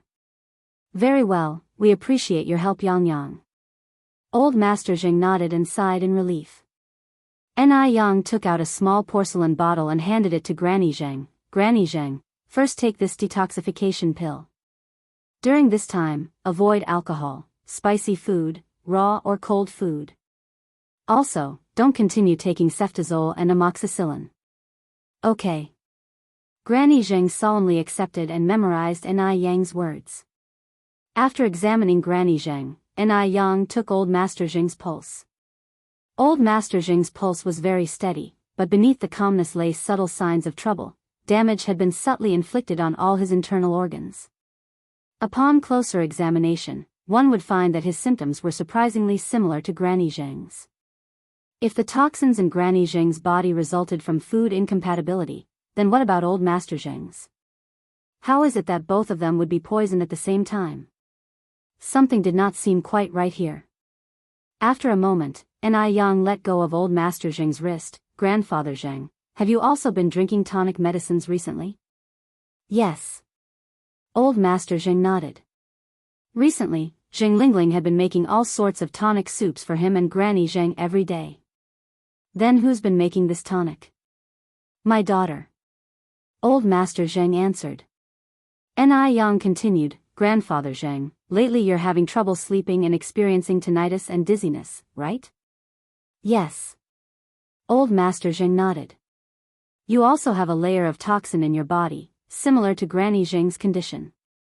Ni Yang revealed truthfully. Old Master Zheng frowned in realization. Is it because both Granny Zheng and I consumed incompatible foods? After all, they usually had the same meals. That's indeed possible, Ni Yang added, but we can't rule out the possibility of intentional poisoning. Intentional poisoning.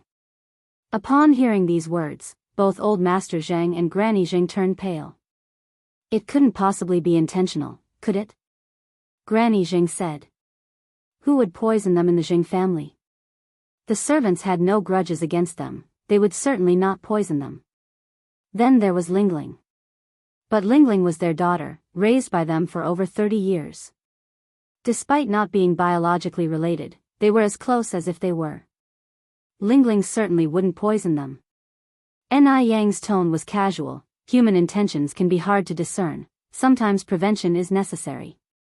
The toxins in both of you seeped into your bodies without your knowledge. Modestly speaking, a less experienced traditional Chinese medicine practitioner or hospital checkup wouldn't detect it.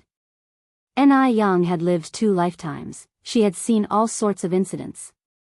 Especially the conspiracies within wealthy families, which were even more exaggerated than the palace dramas in the future. Sometimes, human intentions couldn't stand close scrutiny. Continuing, Ni Yang said, however, I'm just raising a warning. Perhaps the toxins in both of you are caused by incompatible foods and are unrelated to intentional actions. After all, she didn't have any evidence yet and couldn't make unfounded accusations. Moreover, she didn't know much about Old Master Zheng and Granny Zheng's family situation. If it turns out to be a misunderstanding, that wouldn't be ideal. Source: web novel. Com, updated on Envgo. Co. If you find any errors, ads pop up, ads redirect, broken links, non-standard content, etc., please let us know and report so we can fix it as soon as possible.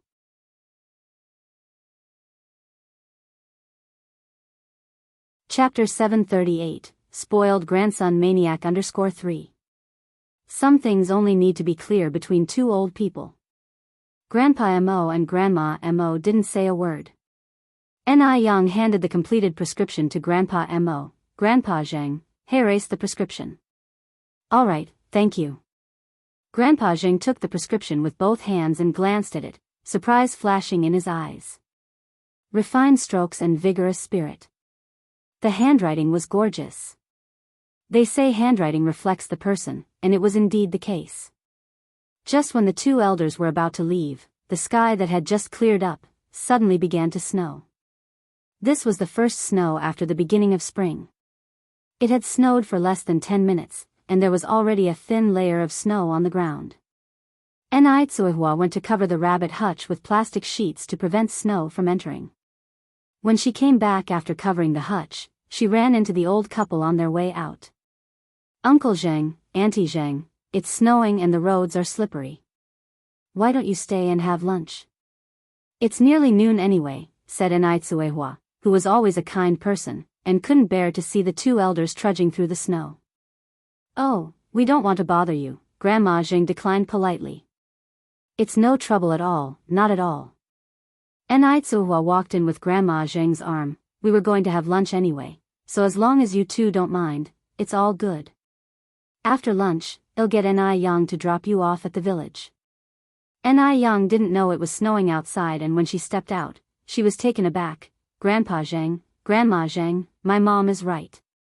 You should stay for lunch and I'll take you to the village after we eat. The roads were slippery in the snow, and it was a little unsafe for Grandpa and Grandma Zheng, who were already quite old, to walk on their own. The 2 of them really loved the atmosphere in the Ni family's home. Seeing Ni Tsuehua and her daughters was genuinely heartwarming. They didn't refuse her any further and thanked them in their hearts for being such good people. They wondered what kind of elders they would have had to be, in order to raise such good descendants. Hot pot is the best for snowy days. Considering that the 2 elders could not eat spicy food, Ni Tsuehua specially made a delicious seafood hot pot.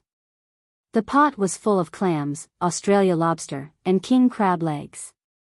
The soup was creamy and mouth-watering, especially with the accompanying vegetable dishes.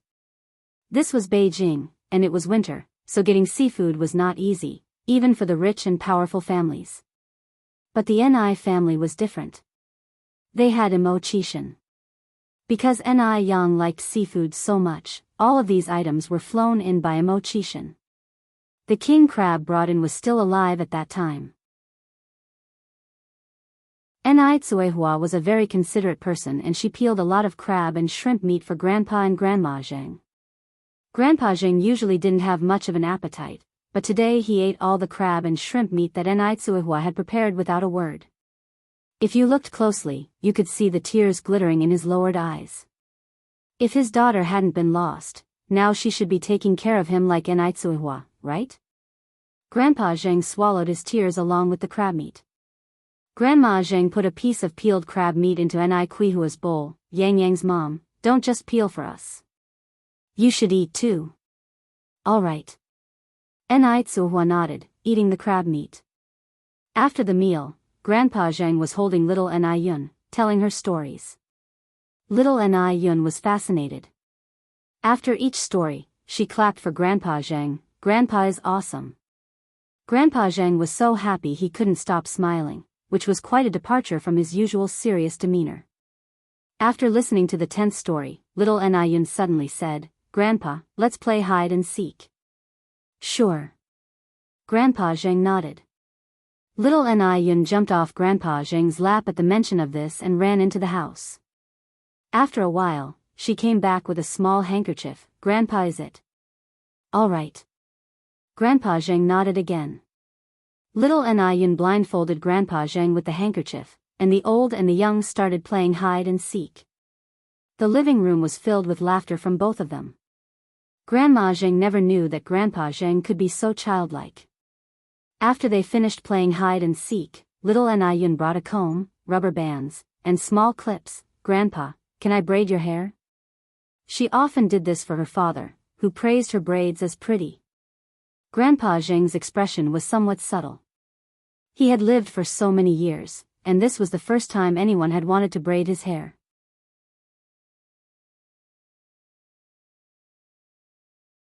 Chapter 739, Spoiled Grandson Maniac _4. Ni Tsuehua said, Yun Yun, sweetie, don't bother Grandpa anymore. The old man Zheng laughed and said, that's all right. It's a good thing that children like to play. As he spoke, the elder Zheng lowered his head, letting little Ni Yun play on his head. A look of disbelief covered the old Mrs. Zheng's face. The elder Mr. Zheng was acting too strange today. If she hadn't seen with her own eyes, she would have thought he was another person.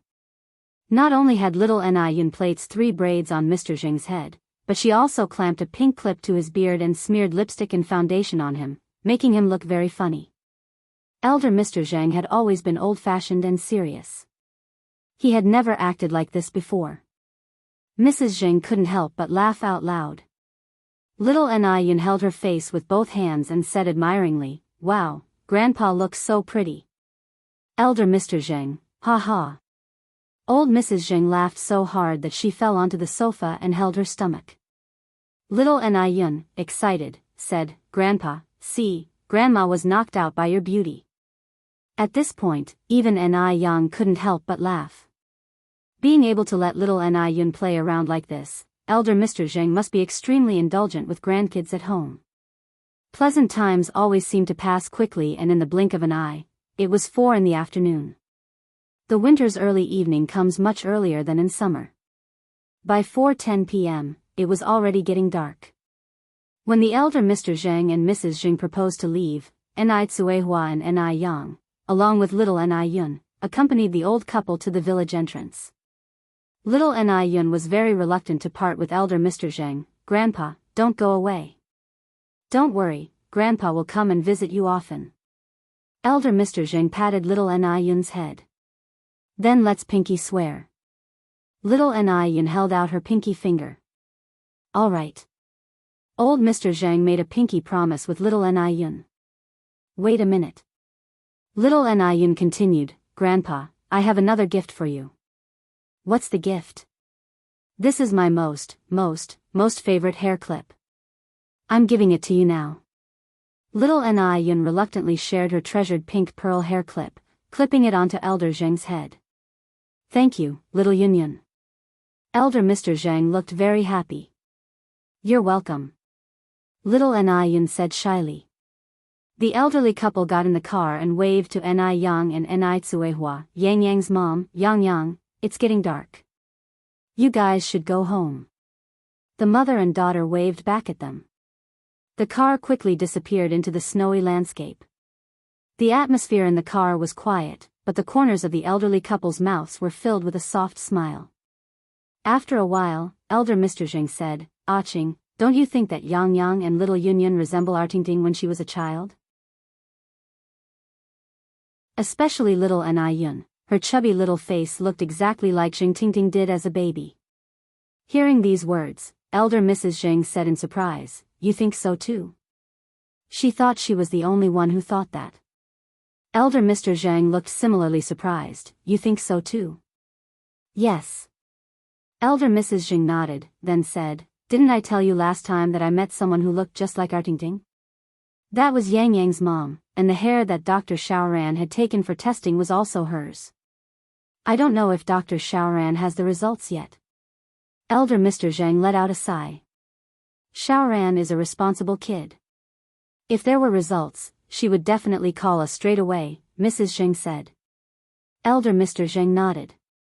When the two returned home, Zheng Lingling asked anxiously, "Mom, Dad, it's snowing so hard outside, where did you go today?" "I was worried all day at home.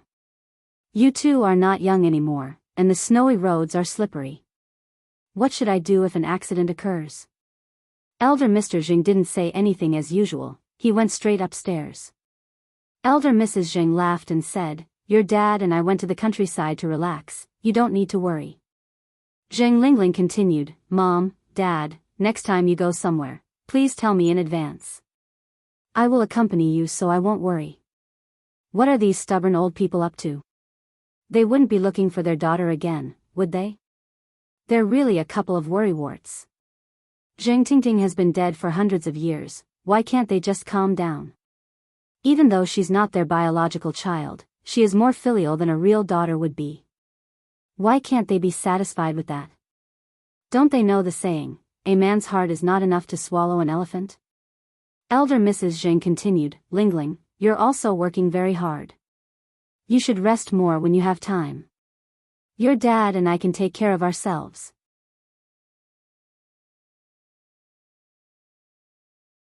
Chapter 740, Spoiled Grandson Maniac _5. Zheng Lingling humbly replied, "It's no trouble. What could be so hard for me? I guess this old witch does have a bit of a conscience, acknowledging my daily hustling. Then I'll go upstairs first."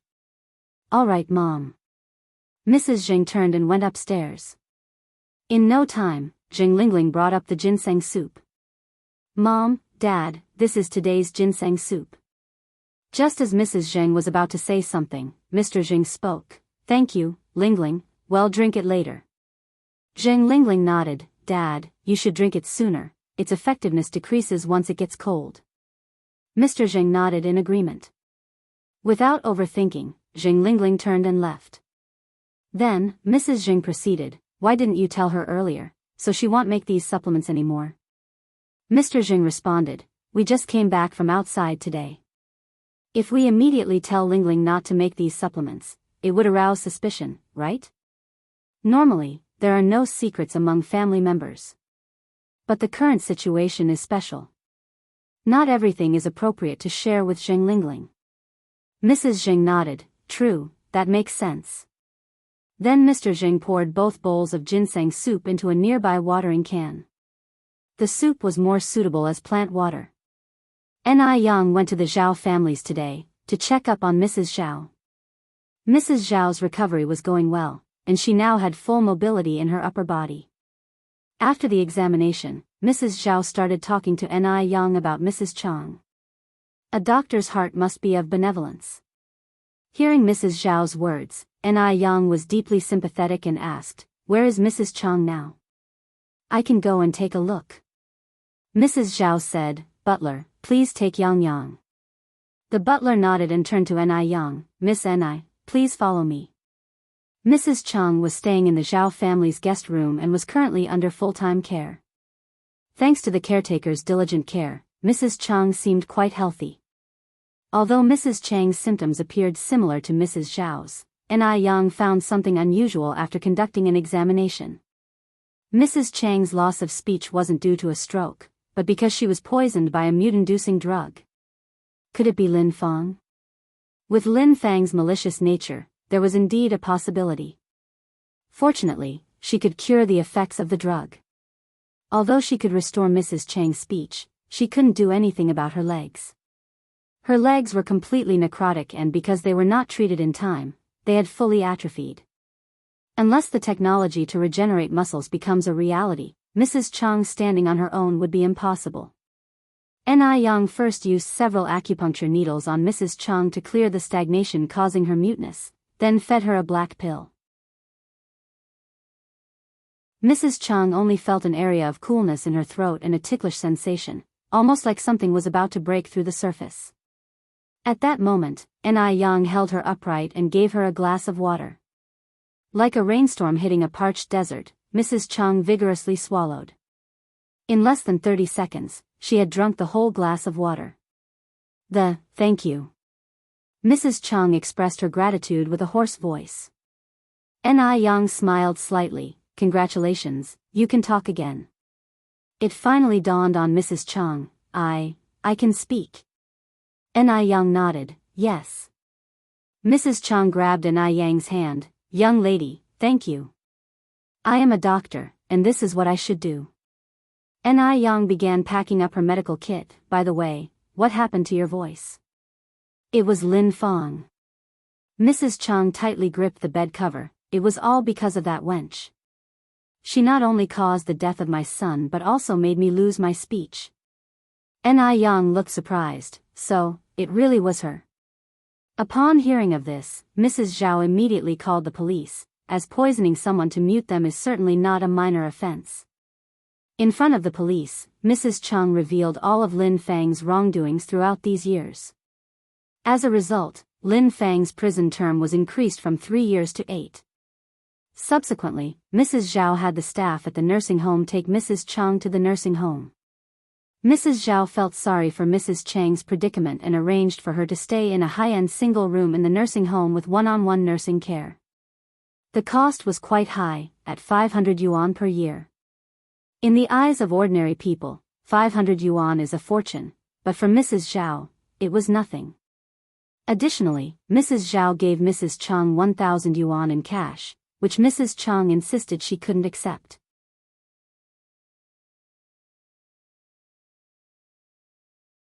Chapter 741, Spoiled Grandson Maniac _6. She already owes the Zhao family so much, and the situation with Lin Fang and Mrs. Zhao was a regrettable disaster. She was truly remorseful. Mrs. Zhao sat in her wheelchair, tightly clasping Mrs. Chang's hand. You're also a victim, dear sister. Hold on to this. Whenever you crave anything in the nursing home, send someone to buy it. This is all I can offer you now. Tears streamed down Mrs. Chang's face as she said, Thank you, thank you. You're a genuinely good person. The nursing home was a pleasant environment. Mrs. Chung liked it a lot. Besides, there were a lot of elderly people around, so the caretakers could wheel her out to chat during their free time. Ni Yang visited a recently opened noodle restaurant branch for an audit today. The branch manager was a woman named Su Mei. Su Mei was a highly inspirational woman. At 39, she had lost her husband to cancer 3 years ago and was now living with her 18-year-old daughter and mother-in-law. Originally, Ni Yang would routinely appoint villagers from Jinghua village as managers, but now, none remained. Hence, Ni Yang had to hire externally. Su Mei was exceptionally responsible and cherished this job. Yang, here are the accounts for these past few days. Would you take a look? Su Mei handed Ni Yang the ledger and 3 large iron boxes. Despite their unassuming and slightly rusty exterior, they held all the revenue earned in the last few days. Thank you, Aunt Su Mei. Ni Yang took the ledger. She skimmed through the ledger, her casual demeanor concealing the thoroughness of her scrutiny. Only Su Mei knew how meticulous N.I. Yang was, picking up on the slightest irregularities. The boxes contained a week's worth of total business turnover, amounting to 35,600 yuan. With the earnings from the neighboring milk tea shop, the total came to 78,000 yuan. The money was organized neatly. 50 yuan notes were grouped together, as were the single yuan notes. The numerous coins contributed to the nearly 20 kilograms of cash. Just as they were counting the money, a young schoolgirl rushed in with her backpack. "Mom." "Hui, what happened?" "You look flustered," Su Mei asked. The young girl was Su Mei's daughter, Sun Hui. Out of breath, Sun Hui said, "Mom, Grandma fell in the yard." She was taken to the hospital by Aunt Zhang from next door. Upon hearing this, Su Mei tensed up. "What happened? Why would your grandma suddenly fall?" N.I. Yang looked up and said, "Aunt Su, feel free to leave if you have anything urgent to handle." "But the shop is so busy." Su Mei felt a little reluctant. N.I. Yang smiled and said, "Don't worry, I'm still here. Hurry up and go. Emergencies shouldn't wait. You know I always want to be a considerate employer." At that moment, Sun Hui looked at N.I. Yang and exclaimed, "The school beauty." N.I. Yang was taken aback. Sun Hui continued, "My name is Sun Hui. I'm a student in class 6 of grade 3 at San Middle School. Aren't you the school beauty, N.I. Yang?" With her striking looks, and having attained the top spot in the transfer student examination, N.I. Yang was practically a legend at the school.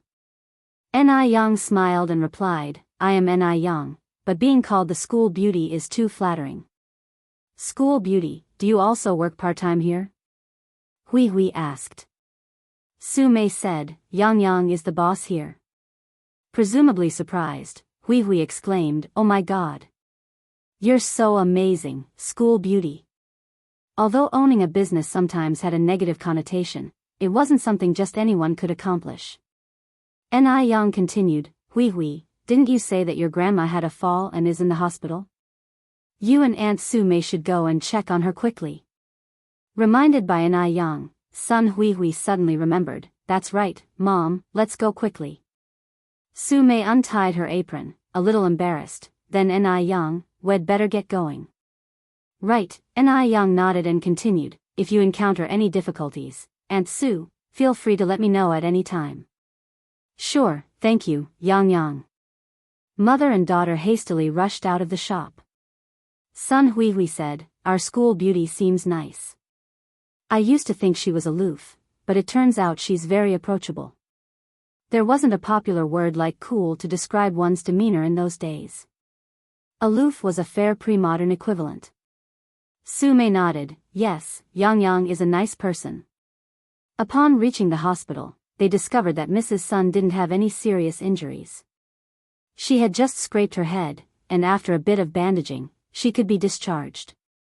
Seeing that Mrs. Sun was fine, Su Mei heaved a sigh of relief, admonishing, "Mom, you need to be careful when you're at home alone. We were lucky nothing serious happened today. But what if you'd hurt your legs instead?" Mrs. Sun nodded, chuckling, "I know. It had just snowed a few days ago, and the ground was icy. I was walking a bit too fast and didn't realize I would slip." Time flew, and another month passed. The ice and snow have melted, the willows on the riverbank began to sprout, and the silhouettes of swallows nesting could be seen everywhere on the roofs and eaves. The warm sun was high in the sky, and N.I. Yang was loosening the soil for the plants in the yard.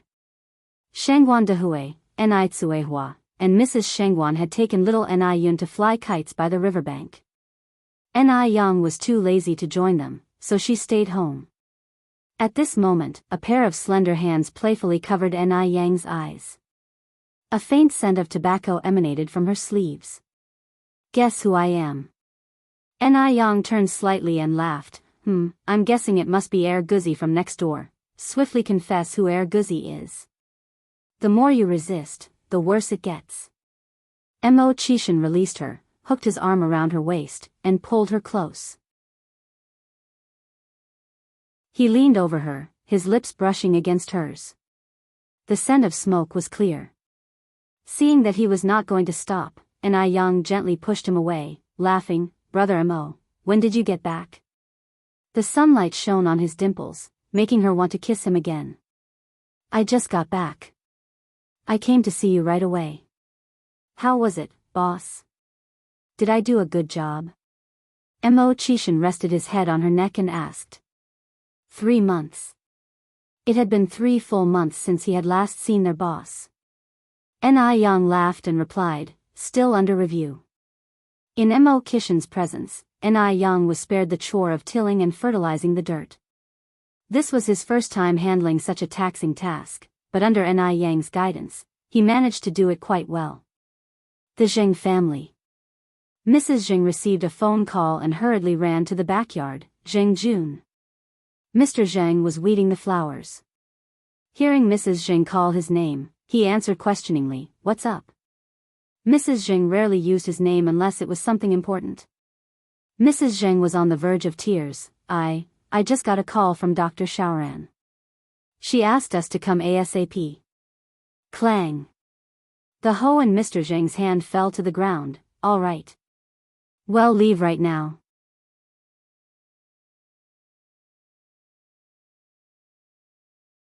Chapter 742, Identification Results, Confirmed Biological. _1 The two elderly people propped each other up as they walked out. Old Master Zheng said, "Ching, what did Shaoran say?" "Sometimes the greater the hope, the greater the disappointment." Old Master Zheng didn't want to experience that feeling of loss again. Judging from Zioran's tone, it should be good news. Old Madame Zheng's voice was trembling. On the phone, Dr. Zioran's voice was filled with suppressed joy. This time, it must be for sure. Really? Old Master Zheng's eyes turned red.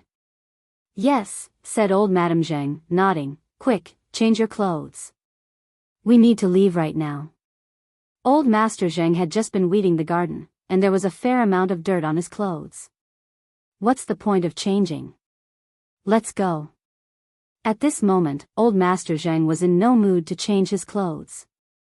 He was desperate to get to Dr. Zioran's place immediately to see the results. Nothing is more important than his own daughter. "If you don't want to change, then let's go." Old Madame Zheng took old Master Zheng's sleeve and headed out. The two were hurrying and ran into Zheng Lingling at the door. Seeing the two elders in such a hurry, Zheng Lingling asked with concern, "Mom, Dad, where are you rushing off to?" Before the matter was confirmed, old Madame Zheng didn't want to tell Zheng Lingling, "Your father and I have promised each other that we will go to see a play at 11 o'clock this morning, and it's almost time. Let me drive you." Zheng Lingling followed the elders. She always felt that old Master Zheng and old Madame Zheng were hiding something from her. It was not as simple as watching a play. These two old farts. Old Madame Zheng and old Master Zheng got in the car, and denied, "Lingling, you stay at home. There are other things to do at home. Your father and I will go first." After speaking, she closed the car door and said to the driver in front, "Xiaolu, let's go." Zheng Lingling looked at the car leaving a trail of dust. There was only dissatisfaction in her eyes. Now, Zheng Lingling could basically conclude that old Madame Zheng and old Master Zheng were not just going out to watch a play. What the hell these two old bastards are hiding from her? Does it have something to do with Zheng Tingting? So many years have passed, Zheng Tingting is still not dead? Zheng Lingling turned and walked towards the villa. Just at this moment, as if she suddenly remembered something, she squinted, turned her head and looked at the maid. "Get Xiaozhang for me, I have to go out." "Yes, madam." The maid nodded. In a little while, Zheng Lingling took a car and arrived at a common residential area. This was where Dr. Jiang lived. Aunt Jiang. When Zheng Lingling arrived, Dr. Jiang was sipping tea on the sofa. The room was rather old, with a worn-out black and white TV set on the table. Hearing this, Dr. Jiang put down her tea with surprise. "Lingling, what brings you here?"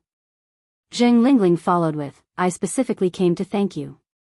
After taking your medicine, my mom and dad have improved a lot. I haven't heard my mom cough for a month." Dr. Jiang squinted her eyes. is the tonic still being cooked every day? Every day. Zheng Lingling replied. Dr. Jiang stood up from the sofa. I am really relieved to hear this. But even though your parents are much better now, they still need the daily tonic. Okay. Zheng Lingling nodded. Dr. Jiang went to the wooden shelf and picked up a white plastic bottle. If you keep taking the same medicine, the bacteria in the body will develop immunity. The old medicine won't work for your mother anymore. Replace it with this one. Okay, thank you Aunt Jiang. Zheng Lingling took the bottle. Dr. Jiang said, I and your mother have been old friends for decades, there's no need to thank. By the way, there's one more thing. Zheng Lingling continued. Tell me. Zheng Lingling glanced out the window, then lowered her voice and whispered something in Dr. Jiang's ear. Hearing this, Dr. Jiang's face changed. Don't worry, a soldier will block the way and the water will cover the earth. Dr. Jiang continued, besides, this is just your speculation. Go home first. Zheng Lingling hesitated for a moment, then nodded. Wait a moment. Dr. Jiang called out to Zheng Lingling's retreating figure. Zheng Lingling turned around. What's wrong, Aunt Jiang? You wait here for me. After speaking, Dr. Jiang turned around and walked towards the inner room. After a while, Dr. Jiang came out, with an extra bag in her hand.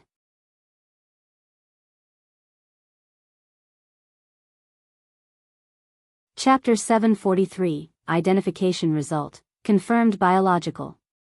_2. What is this? Zheng Lingling asked puzzled. Dr. Jiang said, spring is coming soon, so this is a sweat that I knitted for Xianjing. She can start wearing it as a coat when the weather warms. Zheng Lingling was taken aback. Don't you have vertigo? Dr. Jiang suffered from vertigo that did not affect her daily life. Still, every time she did work that required bending down, her task resulted in unbearable dizziness, with sparkles in her vision. For fine work like knitting a sweater, the sweat and time she put in were many times more than ordinary people. For a time, Zheng Lingling was deeply moved. Dr. Jiang laughed and said, it's just a sweater, no big deal. I don't even know if Xianjing would like it. Zheng Lingling immediately said, she will love it.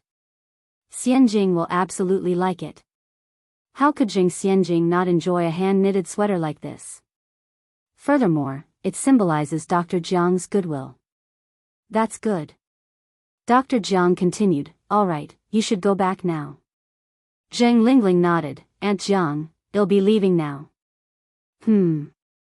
Dr. Jiang nodded, watching as Zheng Lingling left. Back home, Zheng Lingling handed the sweater knitted with love by Dr. Jiang to Zheng Xianjing and mysteriously said, Xianjing, see what's inside. What is it? Zheng Xianjing took the bag. What's the big mystery? You'll know when you see it.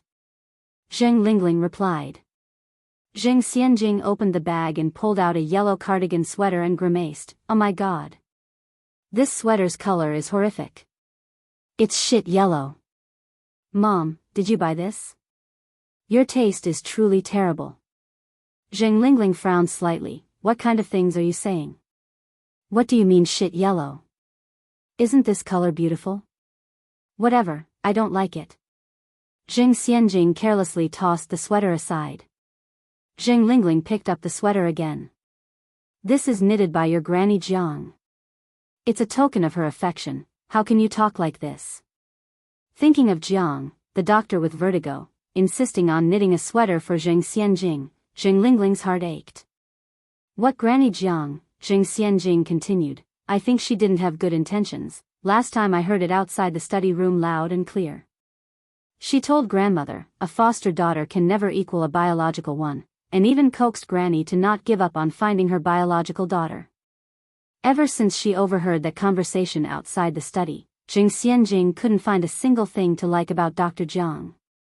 Dr. Jiang just muddied the waters, a cunning and petty individual. Zheng Lingling sighed, Xianjing, you're still young and don't understand some things. You just need to know one thing. Granny Jiang is really fond of you. She suffers from severe vertigo. Do you know how difficult it is for her to finish knitting this sweater? Zheng Xianjing managed a laugh. What does her vertigo have to do with me? It's not like I begged her to knit this sweater. Did she think that winning her over was that easy by using such a low-end strategy? Only Zheng Lingling could be deceived that easily. How could you be so ungrateful? Zheng Lingling said in frustration. Look, Granny Jiang gave you a sweater despite having severe vertigo. What about your grandmother? Your grandmother is physically well. What has she given you? Compared to Granny Zheng, Dr. Jiang is more like a grandmother. Granny Zheng had never personally made anything for Zheng Xianjing. Zheng Xianjing snorted. They're both no good. Granny Zheng only ever cared about her biological daughter and never treated herself like her own granddaughter, and Dr. Jiang was only nice to her because of the Zheng family status. She was clearly a flatterer. Their kind is, in essence, fawning toadies. Zheng Lingling glared. Xianjing. How could you talk about Granny Jiang like that? Zheng Xianjing, at a loss for words, said, Mom, what on earth are you trying to say? Is it all for the sake of this shit-colored sweater? Is it worth it? For the last time, this sweater is not shit yellow. Zheng Lingling suppressed her anger. In a few days your Granny Jiang will come for Granny's physical checkup. By that time you'd better put it on and thank Granny Jiang properly. If you want to wear it you can, I won't. Zheng Lingling then said, if you don't want to wear it, that's fine too. But if you want, you can forget about getting your allowance this month. Granny Zheng gives Zheng Xianjing 4,500 yuan in allowance every month. Although the money comes from Granny Zheng, it goes through Zheng Lingling's hands first.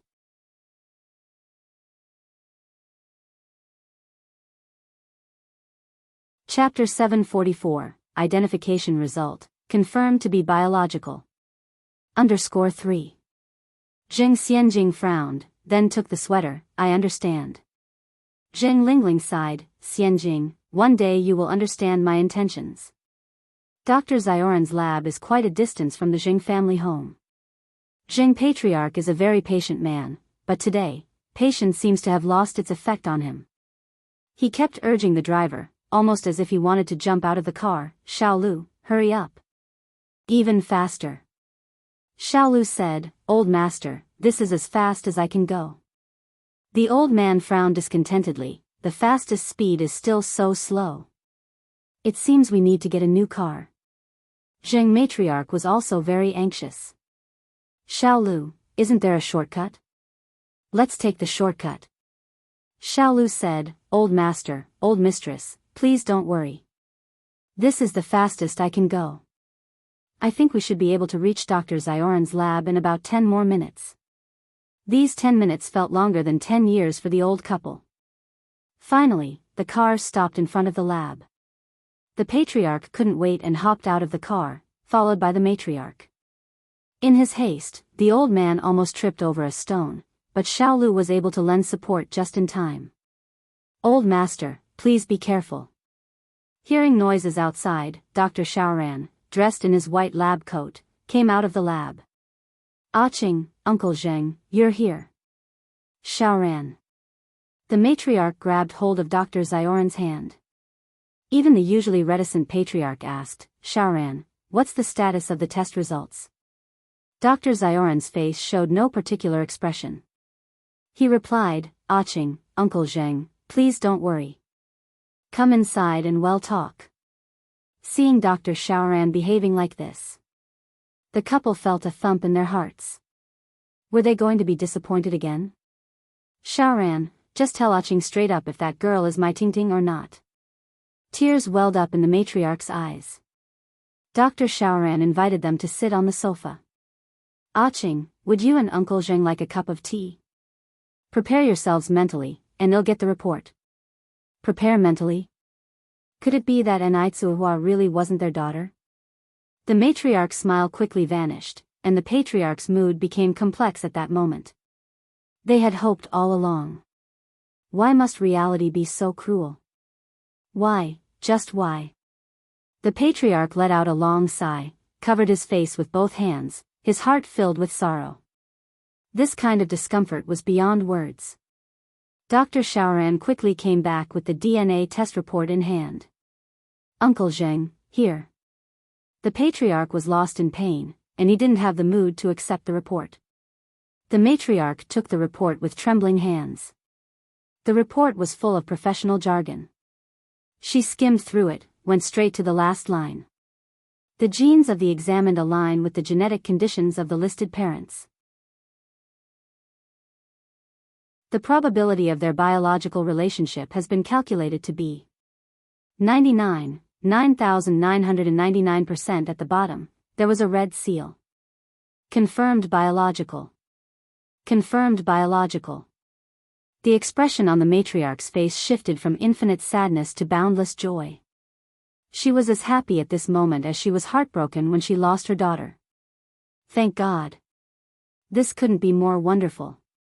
The matriarch was so overjoyed that she cried, pressing the report to her chest, and started sobbing, Ting-ting.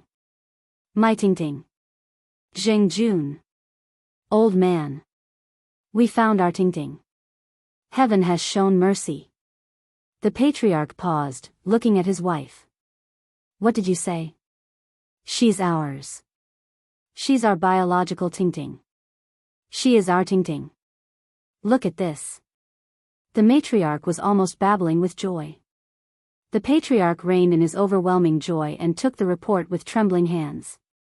When he saw the red stamp that said, confirmed biological, tears welled up in his eyes. He had waited so many years. At last, he had found his biological daughter. She was his daughter. He knew his intuition wouldn't be wrong. Ah Ching. Old woman. We have found Ting-ting. We have found Ting-ting. We finally found Ting-ting. The patriarch hugged the matriarch and they both wept together.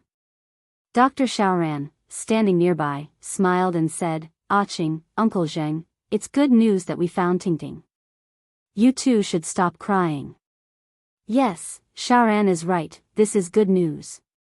We shouldn't cry. The matriarch accepted the handkerchief Dr. Xiaoran offered, wiping away tears from the patriarch's face.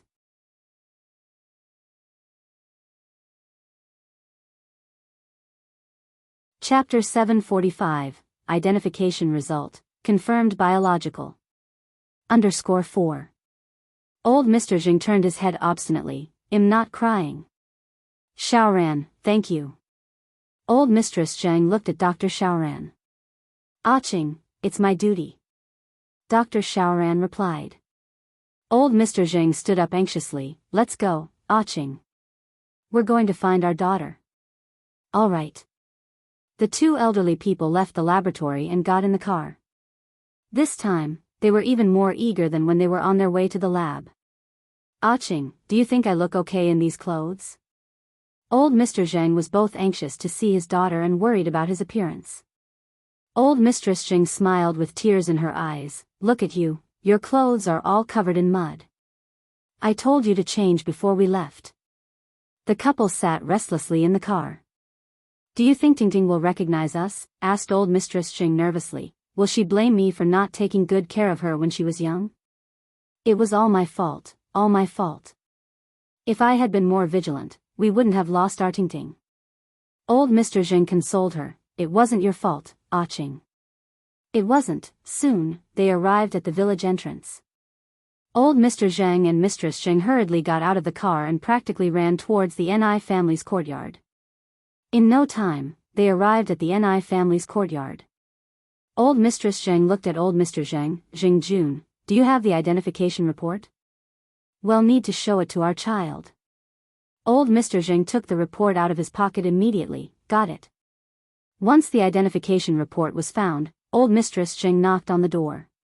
Bang bang bang. Each knock getting more urgent than the last. Then, the door opened. The two elderly people were overjoyed, Ting-ting. But instead of Ni Tsuehua, it was Shengguan Dehui who opened the door, Uncle Zheng, Aunt Zheng. Where's Ting-ting? Oh wait, where's Dia? Asked Old Mistress Zhang. She's in the yard. Before Shengguan Dehui could finish speaking, Old Mr. Zhang and Old Mistress Zhang charged into the house. Shengguan Dehui rubbed his eyes in disbelief. When did Uncle and Aunt Zheng get so fast? He couldn't help but think that the look of disappointment on their faces when they saw him was unmistakable. Was he really that disappointing? Shangguan Dehui closed the door in confusion. When Old Master Zhang and Old Mistress Zhang rushed in, Enai Tsuehua was feeding a rabbit some vegetables. Ting ting. Old Mr. Zhang and Old Mistress Zhang ran over and hugged Enai Tsuehua tightly. Ting ting. Our dear daughter, we've finally found you. Enai Tsuehua was stunned. What's going on? Upon finally seeing their child, whom they had longed for day and night, the elderly couple couldn't help weeping. Shangguan Dehui was also a bit taken aback, as Enai Tsuehua had told him about her origins. He didn't expect her biological parents to show up so soon.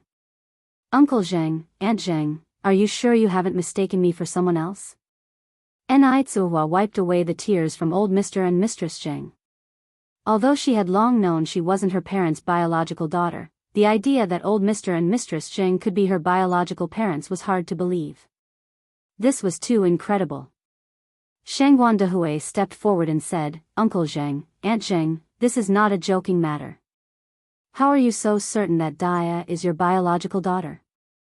He knew that the Zhang family had lost a daughter many years ago, and he could understand the elder couple's feelings. But if this turns out to be a misunderstanding, then the ones hurt wouldn't just be the elderly couple. Enai Tsuehua had always been curious to know what her biological parents looked like, and their reasons for abandoning her. Old Mistress Zhang choked back her sobs and said, We didn't mistake her. We didn't. Dia is our daughter. She's Ting Ting. Old man, Zhang Jun, quickly show her the identification report. They have had misunderstandings in the past, which was why old Mistress and Mr. Zhang were so cautious this time, waiting for the identification results before acknowledging their daughter. Old Mr. Zhang handed the report to Shangguan Dehui with trembling hands. Shangguan Dehui took the report and was shocked after reading it. So, Enai Tsuehua really was the biological daughter of old Mr. and Mistress Zhang. Shangguan Dehui passed the report to Enai Tsuehua. Dia, Uncle Zhang and Aunt Zhang are your biological parents. Enai Tsuehua took the report and as she read the words on it, her eyes filled with tears.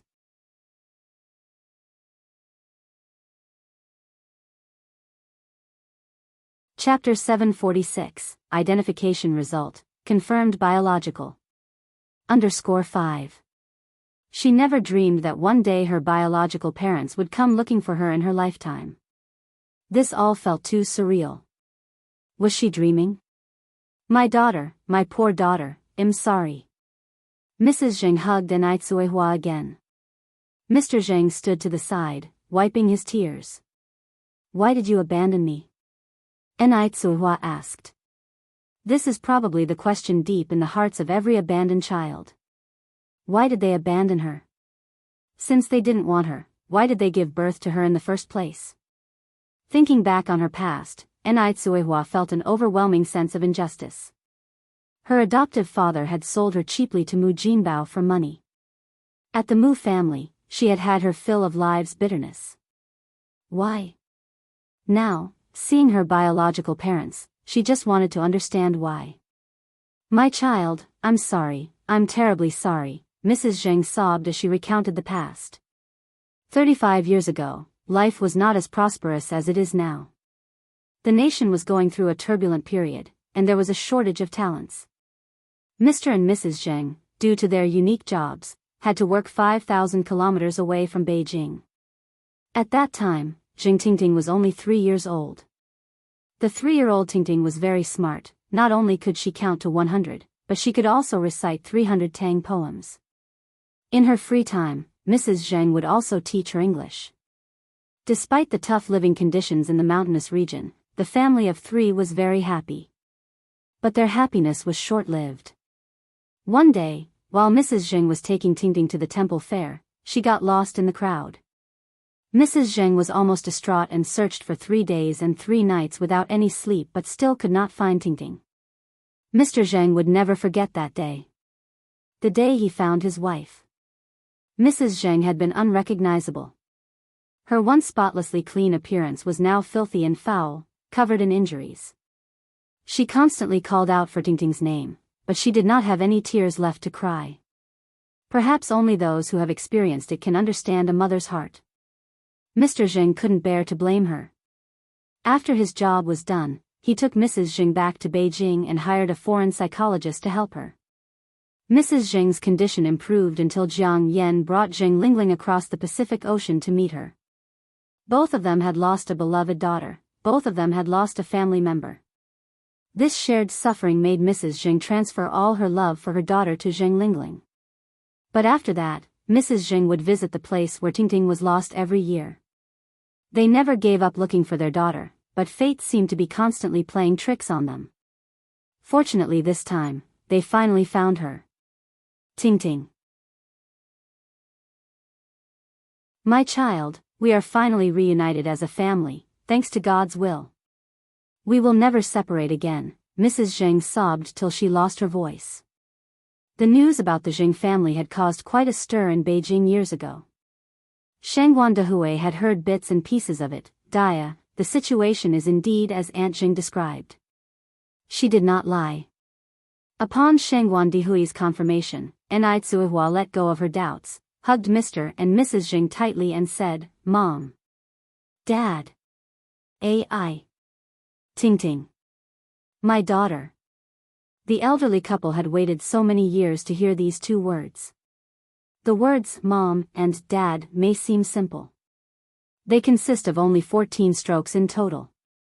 Probably only Mr. and Mrs. Zheng knew how much effort they had put in to hear this call of a mom and dad. They had been through so many false alarms. After the old couple had slightly calmed down, Shangguan Dehui and Enai Tsuehua guided them to the living room. Mr. and Mrs. Zheng would hardly leave Enai Kuihua's side for a moment. They both held Enai Kuihua's hand on either side, as if afraid she would disappear the next second. The elderly couple surrounded Enai Tsuehua and talked to her about many things. Tingting, your full name is Zheng Tingting. Zheng from Zhengye, and Ting is the Ting from Pingting, graceful. Your dad has 2 younger brothers, your uncles, and also you have an aunt called Zheng Suyu, she lives in our house. Enai Tsuehua felt very strange at this moment. Her surname was originally Zheng. And her previous name was Zheng Tingting. Besides her parents, she had other relatives. Oh yes, Tingting, there's one more important thing I have to tell you. Mrs. Zheng continued. You may speak. Mrs. Zheng was carefully choosing her words, then she said, after you were lost, I adopted a daughter who is 4 years older than you. Her name was Chao Lingrui, but she changed it to Zheng Lingling. Lingling's mom was your aunt, who was my only sister. Your aunt and her husband died in a plane crash, and only Lingling was left.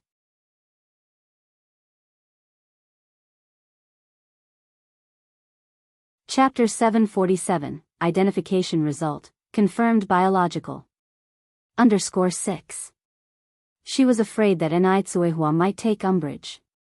After all, she had adopted Zheng Lingling shortly after Enai Tsuehua went missing. Yet after she explained, there were no particular changes on Enai Kuihua's face. Because to her, Zheng Lingling has also been unfortunate, losing her parents at the age of 7.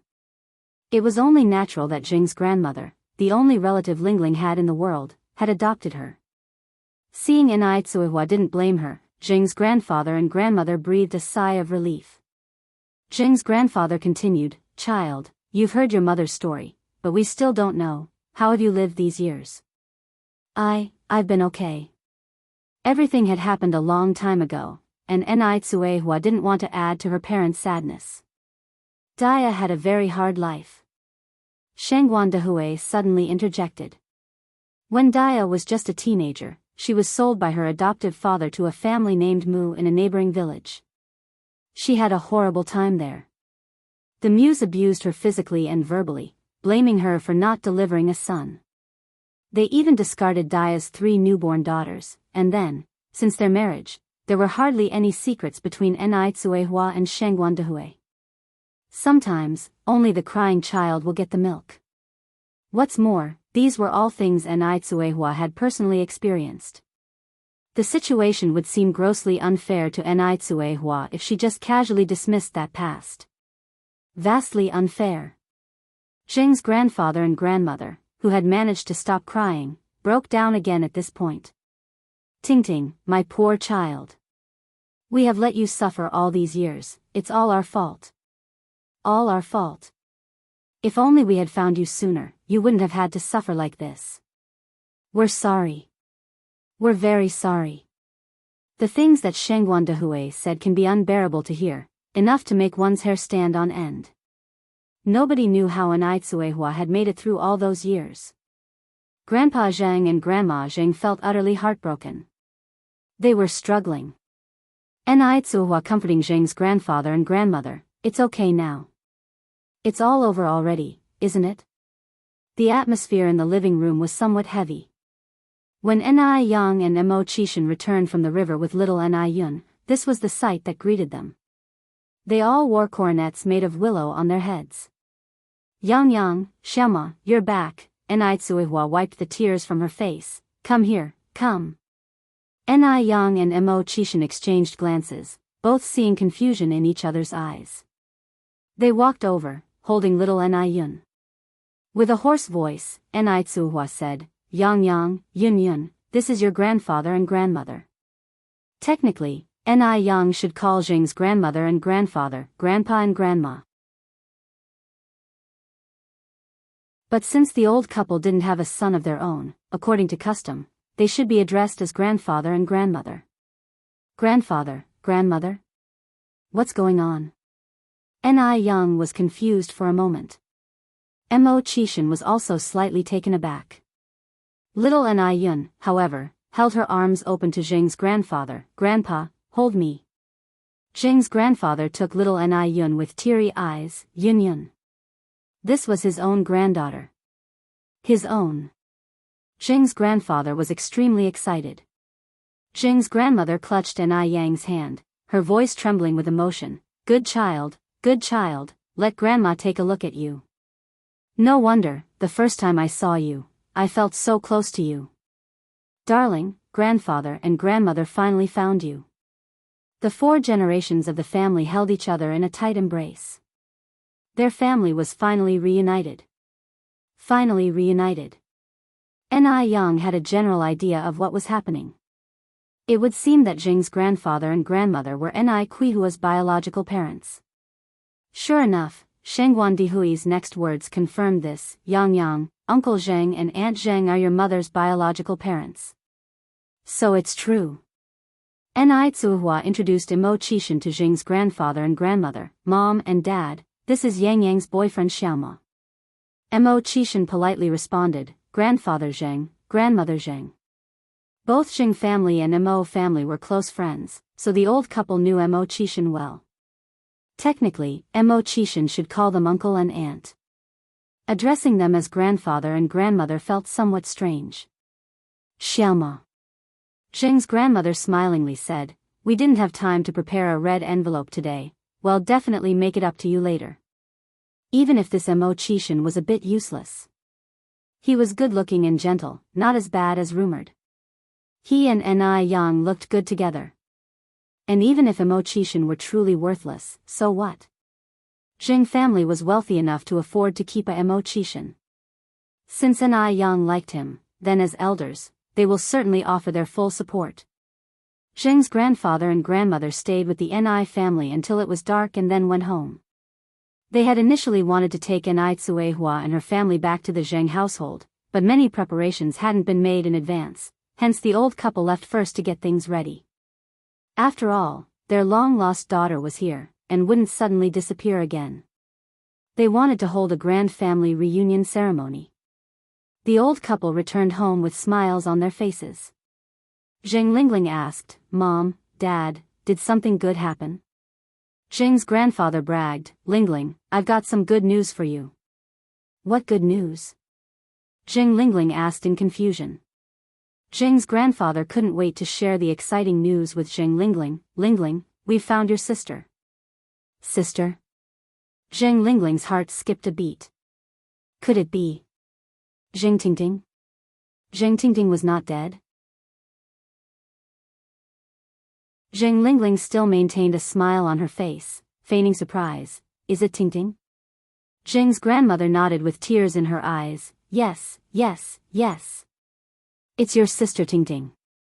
We finally found her after all these years. What? Zheng Tingting is actually alive. Zheng Lingling was struggling to keep her smile. Mom, Dad, are you sure? Don't let it be a false alarm like the last few times. These two old people. They just said a few days ago to Dr. Jiang that they wouldn't look for their biological daughter anymore. How come they found Zheng Tingting so quickly? She knew it, they never treated her as their own daughter from the start. Terrible. Just terrible. Zheng's grandmother said firmly, we won't be wrong this time, we absolutely won't. It's Tingting, my daughter. Suppressing her bitterness, Zheng Lingling continued, Mom, people are so fickle these days. There are so many people out there trying to associate with the powerful and wealthy. We must investigate everything thoroughly to avoid inviting the wolf into the house. By the way, have you done a paternity test? Who conducted it?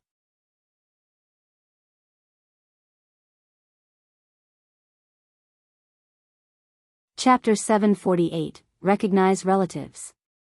_1 Zheng Lingling felt extremely upset. If Zheng Tingting were really found and brought back, what would happen to her and Jing Xianjing? The return of Zheng Tingting would mean she is coming back to fight for the family inheritance. All these years, she had devotedly served these two old creatures, and this was the outcome she was facing. Mom, this is a big deal, we can't rush this. Zheng Lingling continued. There will be no mistake this time. We have already done the identification. She is my Tingting, my poor Tingting who suffered a lot in the past. As she spoke, the old lady Jing burst into tears. Can I see the identification? Zheng Lingling asked next. The old man Jing handed Zheng Lingling the identification papers. As she took the papers, she went pale in shock. She had thought that the old Mr. and Mrs. Zheng had merely found someone who looked like Zheng Tingting. She had never thought that these two old creatures had even got a parent-child identification done. If the identification had not been done, there might have been ways to salvage the situation. But now that it was done, what could she do? Zheng Lingling wished she could tear the paper to shreds right then and there. Mom, Dad, when did you get this identified? This is such a huge joyous event, why didn't you tell us about it? Zheng Lingling managed to keep her anger under control. When they went to Dr. Wang's to get the test, hadn't they already had Jing Xianjing's hair replaced? When had they secretly gone again to get an identification done behind her back? Mrs. Jing replied, we only got the result recently. Your father and I discussed it, and we didn't tell you because we were afraid it would be a false alarm. Ah, I see. Zheng Lingling said concernedly, Mom, Dad, congrats on finding Tingting. Oh, by the way, where is Tingting now? Why didn't she come back with you? Mrs. Jing continued, your sister Tingting is at home right now. Your father and I have discussed it and are planning to throw a grand party for her homecoming and formally recognize our ancestors. Zheng Lingling's jealous heart was near twisting as she said, yes, yes, it's indeed a great occasion to find Tingting after so long. We should throw a big party. Mom, let me take care of the banquet this time, I'll make sure it's grand. Mrs. Jing smiled and said, Lingling, your willingness is enough. For this family reunion, your father and I want to personally take charge. We owe Tingting so much, we want to make it up to her. Handling the event personally, and leaving it to Zheng Lingling, would carry different meanings. See? This was the difference between a biological daughter and an adopted daughter. Now that the biological daughter had come back, the adoption daughter had become as insignificant as a blade of grass. She was even deprived of the privileges of organizing the banquet. If only she could remember that all the banquets of the Zheng family, big or small, had always been organized by her. Zheng Lingling suppressed her feelings and kept a smiling face. That leaves you and Dad with all the work then. Oh right, Mom, Dad, you haven't eaten yet, have you? I specifically asked the kitchen to save some food for you. I'll serve it to you upstairs now. Mrs. Jing smiled and replied, you don't need to bother Lingling, your father and I already ate at Tingting's. The corners of Zheng Lingling's smile almost drooped. All right then, Mom, Dad, You two should get some rest early. Mrs. Zheng nodded. You should also rest early, Lingling. Zheng Lingling returned to her third-floor bedroom, still smiling. As soon as she closed the door, her face changed. Her eyes were filled with malice. What's wrong? Who has upset you again? Zheng Lingling's husband, sitting on the sofa reading the newspaper, looked up at Zheng Lingling as she entered. Zheng Lingling's husband was named Sun Wu. As a son-in-law who had married into the family, he didn't have much presence in the Zheng family. Zheng Lingling said angrily, You're still in the mood to read the newspaper. We won't have a foothold in the Zheng family soon. What happened? Sun Wu put down his newspaper. They found their biological daughter. Zheng Lingling said. Sun Wu was surprised. They actually found her. Would I joke about such a thing? Zheng Lingling was so angry, everything was irritating her. Sun Wu continued, This is unbelievable. She's been missing for 35 years and they found her. Where did they find her? They hid it so well, I hadn't heard a word beforehand. Sun Wu had never thought that Zheng Tingting, who had been missing for 35 years, could be found. Zheng Lingling got even angrier as she listened, and she grabbed a pillow and threw it at Sun Wu. Mother. You're still calling her mother. Do you think she considers you as her son-in-law? Just wait. Once her biological daughter comes back, our whole family will end up living under a bridge.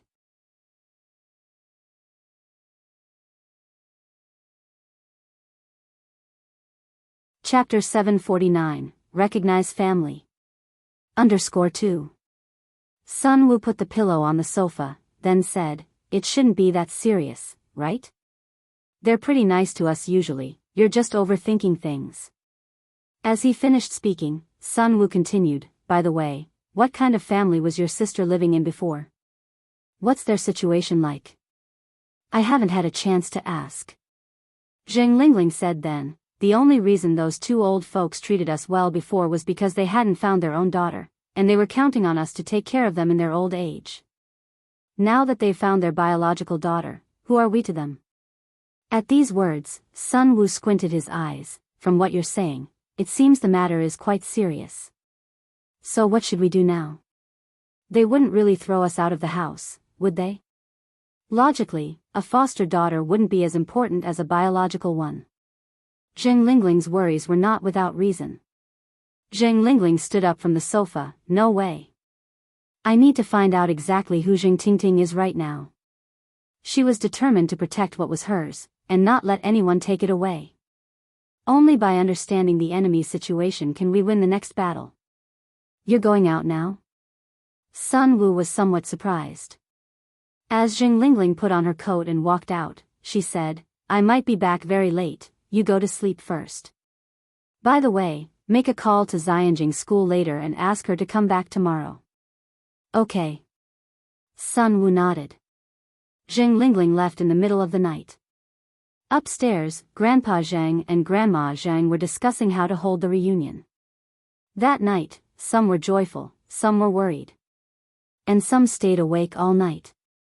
The Mo family. Upon hearing of this, Grandfather Mo and Grandmother Mo were both stunned. Sixth brother, is it true? Is your mother-in-law really Auntie Zheng's biological daughter? Grandmother Mo asked. Mo Qishan nodded, it's true.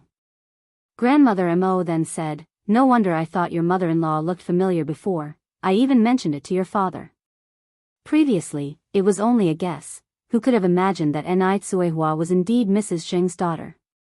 After speaking, Grandmother Mo continued, Since your mother-in-law is Auntie Zheng's daughter, you can't call her Auntie Zheng anymore, you should call her Grandma like Yang Yang. Grandfather Mo said, With this, our generations have all moved down a notch. With Mo Qishan and Enai Yang together, they and Enai Tsuehua became peers, and Grandfather Zhang and Grandmother Zhang were one generation ahead of them.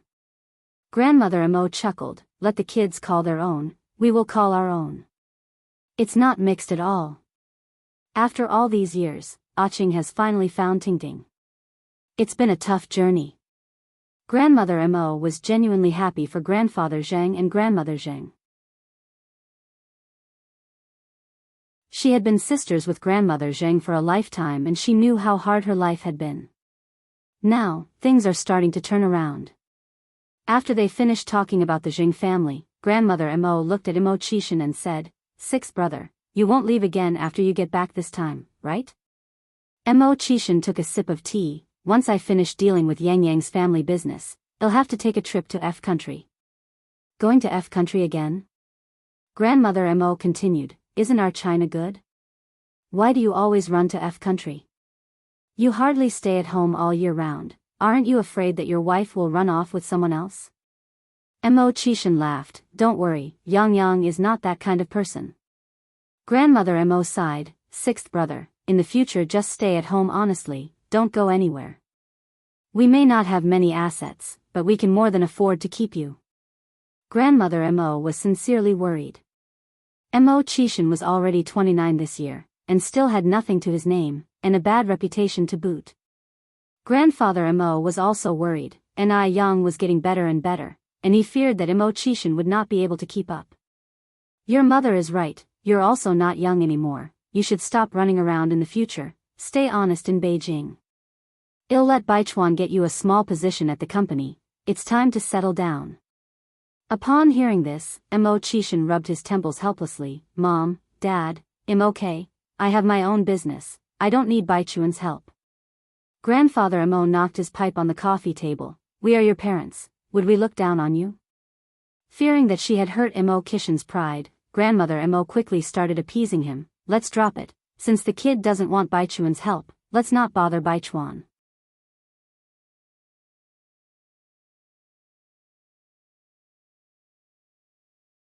Chapter 750, Recognize Family. _3. Old Master Mo sighed. "Dad, Mom, I'm going to rest upstairs first," continued Mo Qishan. "Go ahead." Old Madam Mo nodded. "Wait a sec." Old Master Mo spoke up again. Mo Qishan turned his head. "What's up, Dad?" "Take this." Old Master Mo handed Mo Qishan something. Looking at it, Mo Qishan saw it as a bank card. "Dad, I'm not strapped for cash now." Mo Qishan returned the card to Old Master Mo. As Old Master Mo kept a straight face, he said, "If I want you to keep it, you keep it. You've been with Yang Yang recently, don't scrimp when you're out. Spend when you should spend, don't worry, we've enough money at home." "Dad, I'm really not short of money." Mo Qishan placed the card back on the coffee table and turned to head upstairs. Mo Qishan didn't have a job, nor did he have any savings, so how could it be possible that he wasn't short of money?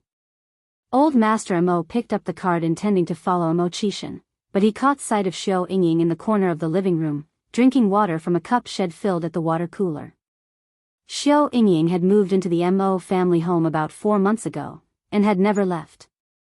Seeing Xiao Yingying, Old Master Mo had a pretty good idea of what was happening. Mo Qishan was probably afraid of being ridiculed by Xiao Yingying, and was trying to hold on his last bit of dignity. The kid really had a rough. It was his oversight. Old Master Mo sighed, holding the bank card, he slumped back onto the sofa. Xiao Yingying, over here, had a look of disdain on her face. How old was Mo Qishan?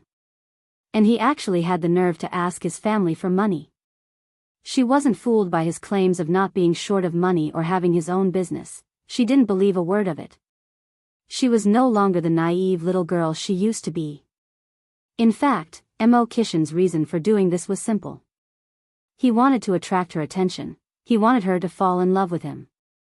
Wasn't this just typical of men? Even though they have a girlfriend, they still flirt around. Did they really think they could deceive her that easily? He was pathetic, thinking he could deceive her. In his dreams. Did he really think she was that naive individual businesswoman, Yang? Did he think he could make her run around in circles like he did with Yang? She was going to be the wife of Mr. Mogg. The Mo family was a prestigious family. How did they end up with someone like Mo Qishan, a prodigal son? Such family misfortune. Xiao Yingying quickened her pace, walking ahead of Mo Qishan. She hoped that this could serve as a warning to Mo Qishan, that she had heard every word he had just said. Mo Qishan should not harbor any illusions about deceiving her.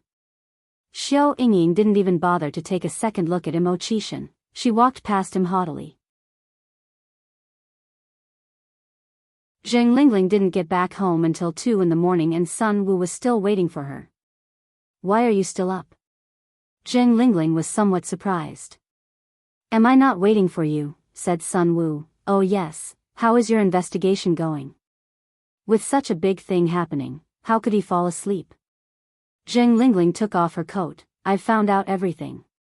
Sun Wu impatiently asked, so, what's the real story of your little sister? Zheng Lingling laughed. She's just a country girl named Enrich, even a divorcee. With 2 burdens at her side. A country girl? Hearing this, Sun Wu felt relieved. Countryside folks are naive and easy to deal with. In fact, upon learning that Enrich was a country girl, Zheng Lingling also breathed a sigh of relief. Moreover, when Enrich was in the country, she was married at 16 and knew not a word. She's illiterate, she scoffed, an illiterate girl isn't worthy of setting foot in the Zheng's house. Just wait and see. At the family reuniting ceremony, who knows what antics that country bumpkin will pull. Zheng Lingling squinted her eyes. They'll show that old hag exactly who is suitable to be her real daughter. What do you plan to do? Asked Sun Wu. Zheng Lingling grinned, making a big, illiterate country girl embarrass herself is just the easiest thing in the world. Sun Wu nodded, you're right. In the blink of an eye, 3 days passed. These days, Old Master and Old Madam Zheng had been hard at work preparing for the family reuniting ceremony. Old Master Zheng had written numerous invitations, inviting all the relatives that had any connection with the Zhengs. Not only that, Old Master and Old Madam Zheng had also booked over 600 tables in Beijing's top 3 hotels, enough for everyone. The Zheng's house was festively decorated and filled with joy. Watching all of these, Zheng Lingling was burning with jealousy inside. The love one gets for being a biological child is simply irreplaceable.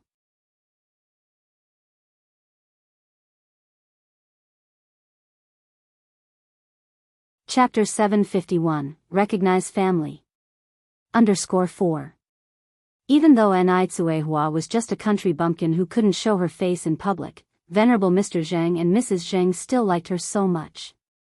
Back in the day, when she and Sun Wu got married, the Zheng family didn't celebrate as grandly as they are now. It really is infuriating to compare oneself to others. Mom, do you think Grandma will really transfer half of our family's assets to her biological daughter? She overheard it clearly from outside the door. Split it in half?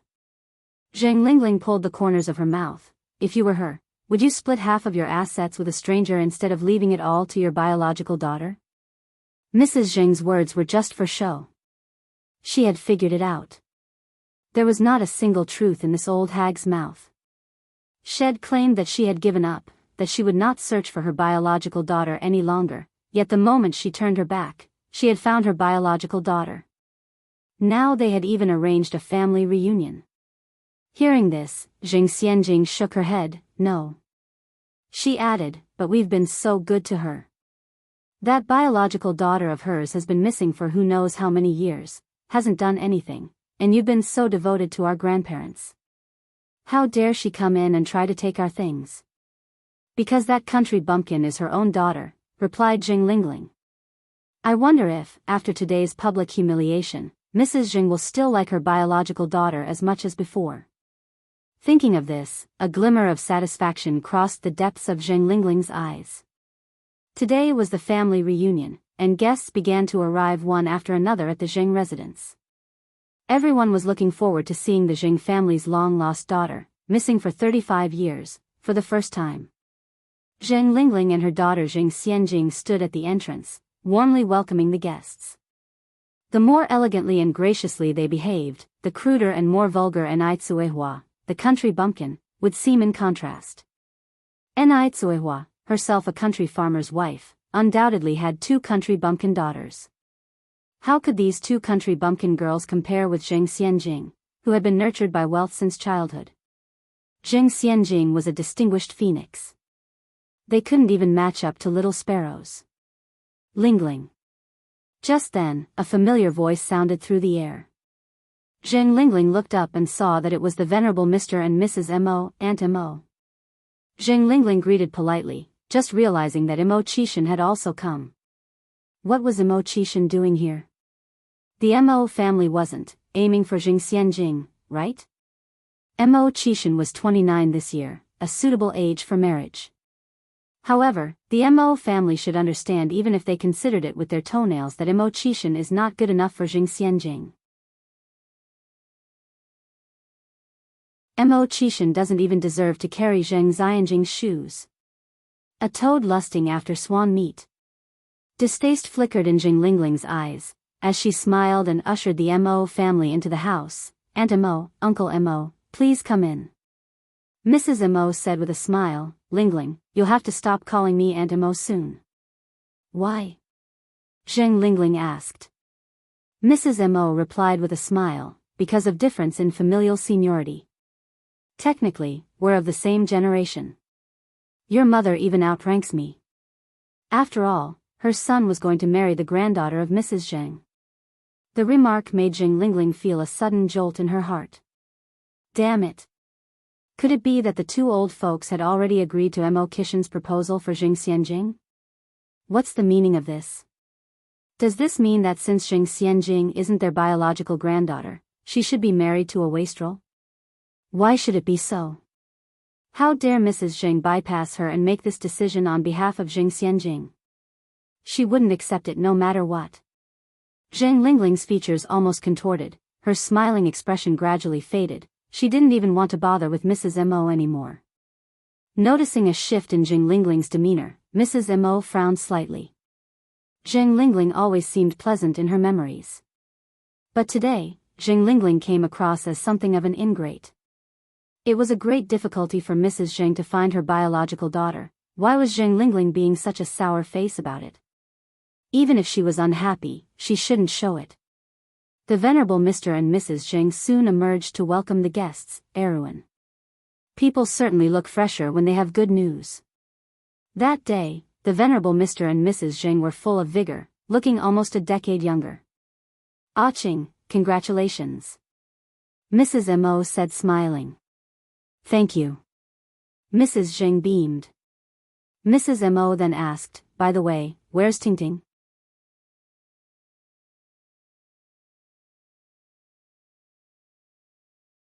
Chapter 752, Recognize Family. _5. They haven't arrived yet. You all can come in first. Mrs. Zheng continued, Jing Jun and I have consulted with someone to calculate the timing. They should be here promptly at 10:30 in the morning, which is just half an hour from now. Mrs. Mo teased, Ah Ching, didn't you used to hate feudal superstitions? When did you start believing in this? When a person is alone, they can fear nothing and believe in nothing, utterly unrestrained. However, as soon as one has attachments, the fear starts creeping in. You love to tease people. Mrs. Zheng laughed. Mrs. Mo looked at Mrs. Zheng and sighed, Ah Ching, it has been over 30 years since I last saw you laugh so freely. The smile remained on Mrs. Zheng's face. Isn't that the truth? In the blink of an eye, over 30 years have passed. Mrs. Mo looked at Mr. Zheng, feigning surprise. Eh? Zheng Jun, how have you managed to make time to come out of your mini skyscraper today? Aren't you tending to your beloved plants? Mr. Zheng chuckled awkwardly. The group of them, laughing and chatting, entered the house.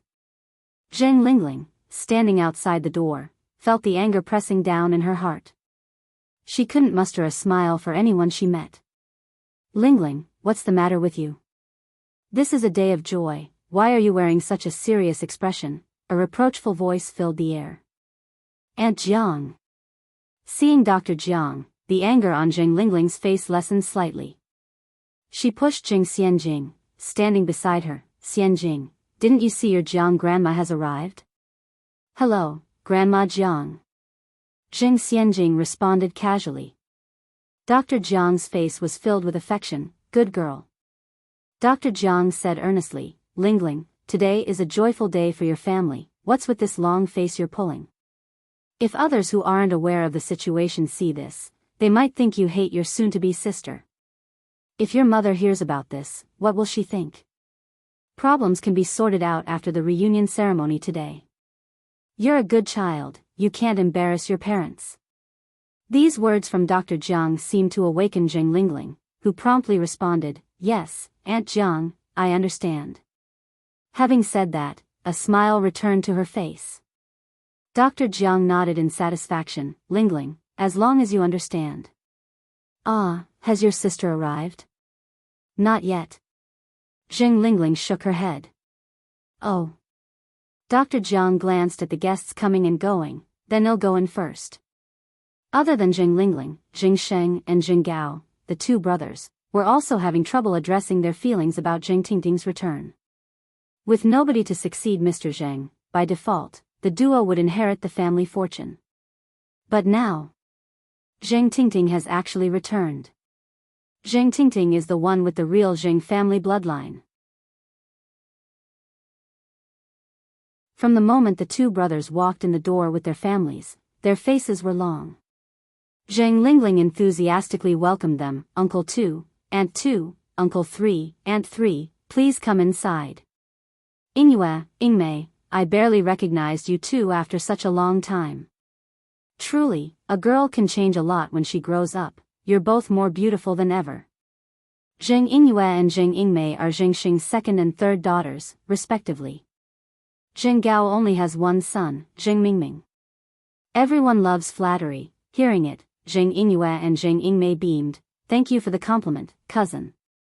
But Jing Sheng and Jing Gao were unable to muster a smile. With solemn expressions they went into the house. Shortly after, smiles returned to their faces. Because they heard some news. This niece they've never met before is a country bumpkin, she can't even read. Even if Mrs. Zheng and Mr. Zheng were to hand her all their assets, she probably won't be able to hold on to them. When that time comes, the Zheng family fortune will naturally return to its rightful owners. Maybe this country girl will even embarrass herself later. Soon after, Mrs. Shengguan also arrived. Jing Lingling only had information on Ni Tsuehua and had no knowledge of the connection between Ni Tsuehua and Shengguan Dehui. Seeing Mrs. Shengguan, a trace of surprise flashed in Jing Lingling's eyes. The Shengguan family usually doesn't interact much with the Jing family. How did Mrs. Shengguan also end up here? It appears that these two resilient old folks are really going to great lengths for their biological daughter. 15 minutes left till 10:30. Mr. and Mrs. Zheng, Mr. and Mrs. Mo, and Mrs. Shengguan all stood by the door. The servants were standing by with firecrackers and fireworks, ready to celebrate the special occasion.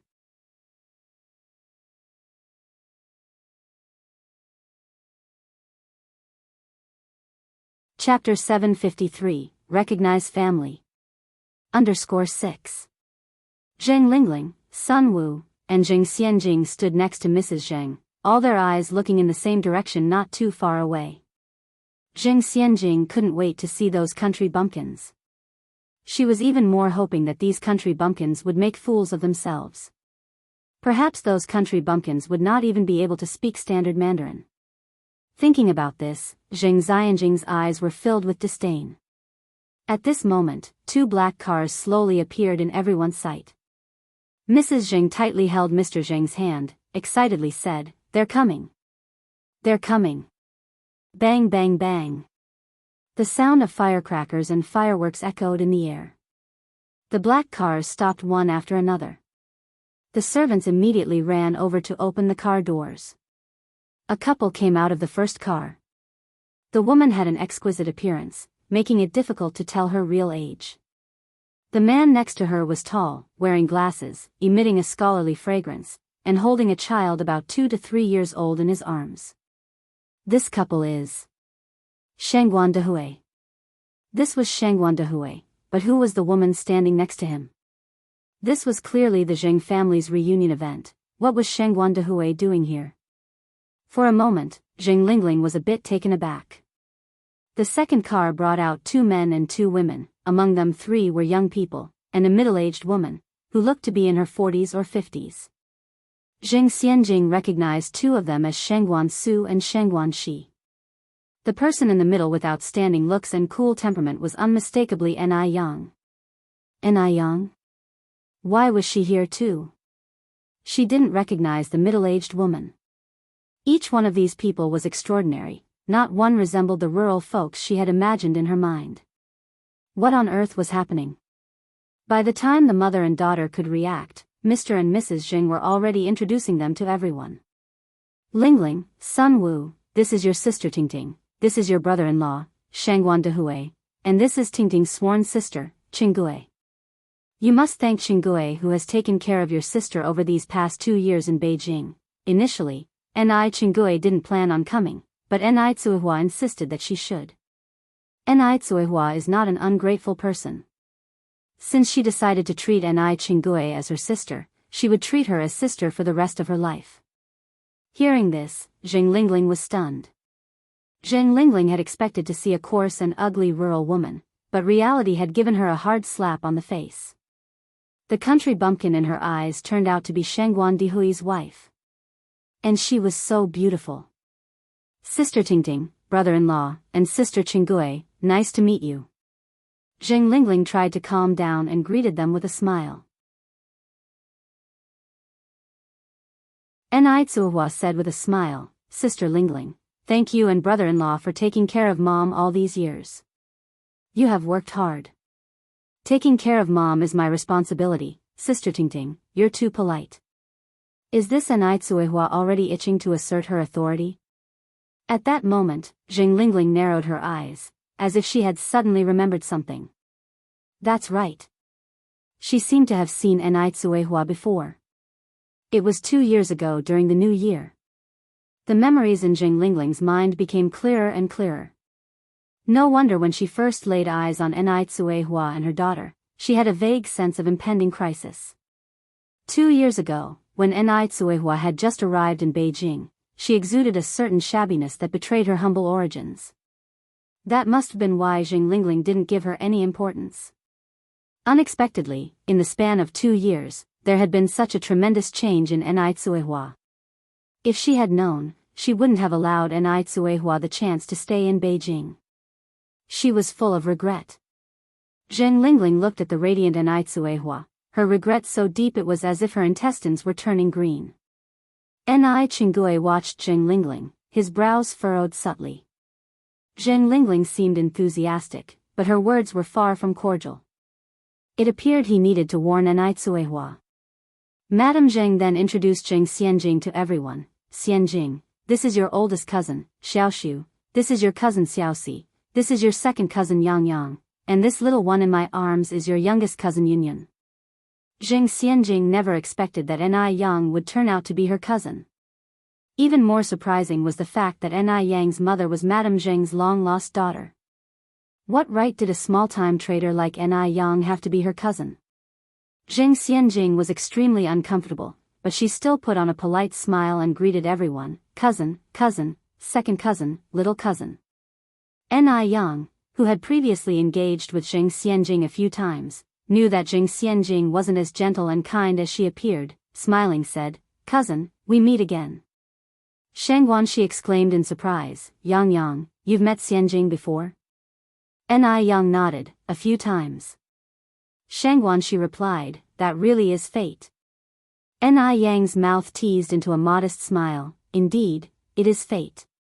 Zheng Xianjing clenched her hands tightly hidden inside her sleeves. Was Ni Yang deliberately provoking her? Just then, Madame Zheng led Mo Qishan over. Look at my forgetful brain, there's one more person I need to introduce. Lingling, this is Yang Yang's boyfriend. Mo Qishan stood next to Ni Yang, politely greeting everyone. Initially, he and Zheng Lingling were of the same generation, but now he was a generation lower and had to call Zheng Lingling auntie. Upon hearing this, half of the anger that Zheng Lingling had suppressed in her heart instantly vanished. So this useless Mo Qishan was Ni Yang's boyfriend. A broken donkey covered in a straw mat also needs a good saddle, it seems. Hearing this, scorn flashed in Zheng Xianjing's eyes. So what if Ni Yang was beautiful? In the end, Shed still ended up with that useless Mo Qishan. The group then entered the hall. The Jing family's relatives all gathered around. They were all extremely curious about what Madame Jing's daughter, who had been missing for over 30 years, looked like. They were especially intrigued upon hearing that Jing Tingting had grown up in the countryside and was illiterate. Yet, the family before them didn't look like they were from the countryside at all. Ni Yang followed behind Madame Jing, quickly recognizing all her great-aunts and uncles. When everyone learned that Imo Qishan was Ni Yang's boyfriend, they had complicated expressions in their eyes. But Ni Yang didn't mind at all, and neither did Imo Qishan. "Mom, what are we going to do now?" Jing Xianjing went to Jing Lingling's side and asked in a low voice. They were originally waiting to see Ni Tsuehua make a fool of herself in front of everyone. But Ni Kuihua's elegance, poise, and outstanding demeanor made it impossible for them to find fault with her.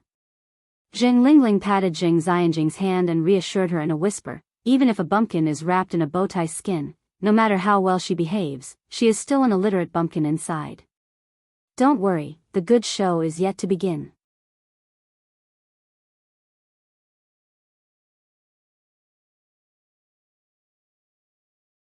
Chapter 754, Self-Inflicted _1 Jing Xianjing watched Ni Yang, who was surrounded by the crowd, a strong tint of jealousy flashing in her eyes. She just couldn't keep it down. Ni Yang was too exceptional. She was merely wearing a plain white cheongsam with a light purple coat draped over it, but she still managed to dazzle everyone. Jing Xianjing had even heard such comments. The Jing family's own granddaughter is really different. Even though she grew up in the countryside, her temperament is still so good. Can anyone compare to the real family? Exactly. This legitimate Jing family's Missy is really beautiful. It seems that the weather in Sijio City is going to change again. Everyone was focused on Ni Tsuehua and her daughter Ni Yang, who more noticed the Jing family's adopted daughters, Jing Lingling and Jing Xianjing. The more Jing Xianjing listened, the uneasy she felt. It was unbearable. On the first day Ni Yang returned, she stole all her limelight. If this continued, how could she ever have a future in the Jing family? Despicable woman. Despicable woman. After all, she was the only granddaughter of the Jing family. "Xianjing, don't worry." Jing Lingling took Jing Xianjing's hand. "Mother won't let them steal what belongs to us, no matter if it's Ni Yang or Ni Tsuehua. They are not qualified to compete with you, they are merely stepping stones for you." "Yes." Jing Xianjing nodded, feeling a bit better. Lingling. Dr. Jiang appeared behind Jing Lingling unknowingly. "Aunt Jiang." Jing Lingling quickly composed herself. Dr. Jiang looked at the vibrant Mrs. Jing in the distance and asked, "The medicine I gave you last time, have you been giving it to your mother these days?" "I have." Jing Lingling nodded, "I gave it to her personally." Dr. Jiang smiled and said, "Well, then the medicine is really effective, your mother seems much better." Jing Lingling turned her gaze to Mrs. Zheng. Among the crowd, Mrs. Zheng was laughing and chatting with everyone, without even panting. Everyone knew that previously Mrs. Zheng had a persistent cough, which would flare up just from speaking a single sentence. These days, Mrs. Zheng's condition has shown unbelievable improvement. Jing Lingling's eyes narrowed, yet she still smiled and said, "Thanks to Aunt Jiang's remarkable medical skills. Otherwise, my mother wouldn't have recovered so quickly." Dr. Jiang modestly laughed. Halfway into the banquet, it was time for the dance session.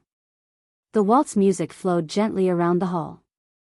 Old Mrs. Jing smiled and said, "You youngsters go dance, I'm too old to join the fun." Jing Lingling chuckled as she approached Mrs. Zheng. "Mother, you are wrong. Being the star of tonight, Tingting should be the one to dance the opening dance."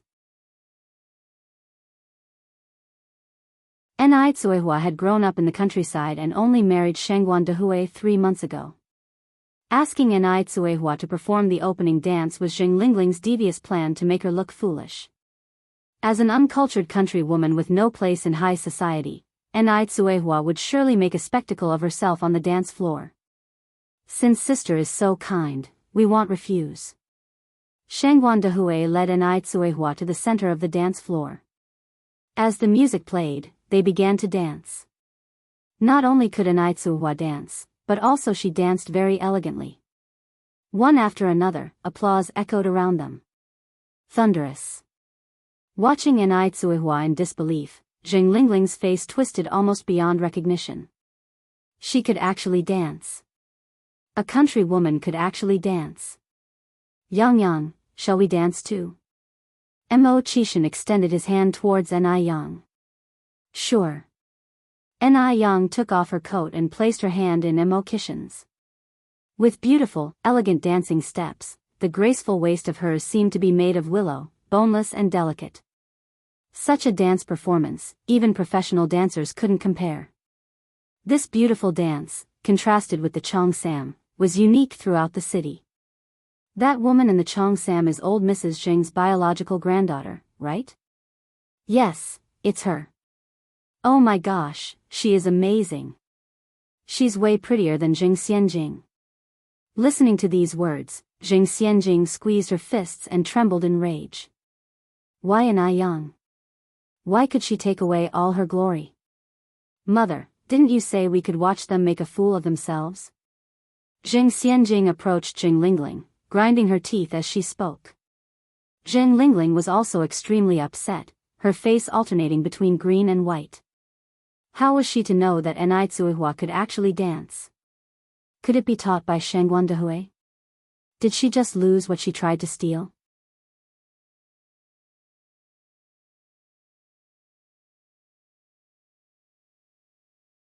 Chapter 755, Self-inflicted_2. Jing Lingling could not help but despise herself for letting Anaitsuwa open the dance floor. Mom, what should we do now?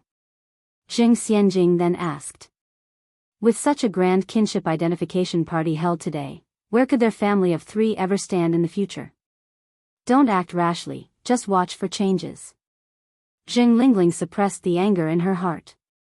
Having struggled for so many years in the upper class, Jing Lingling certainly knew that she couldn't be too impulsive at such a time.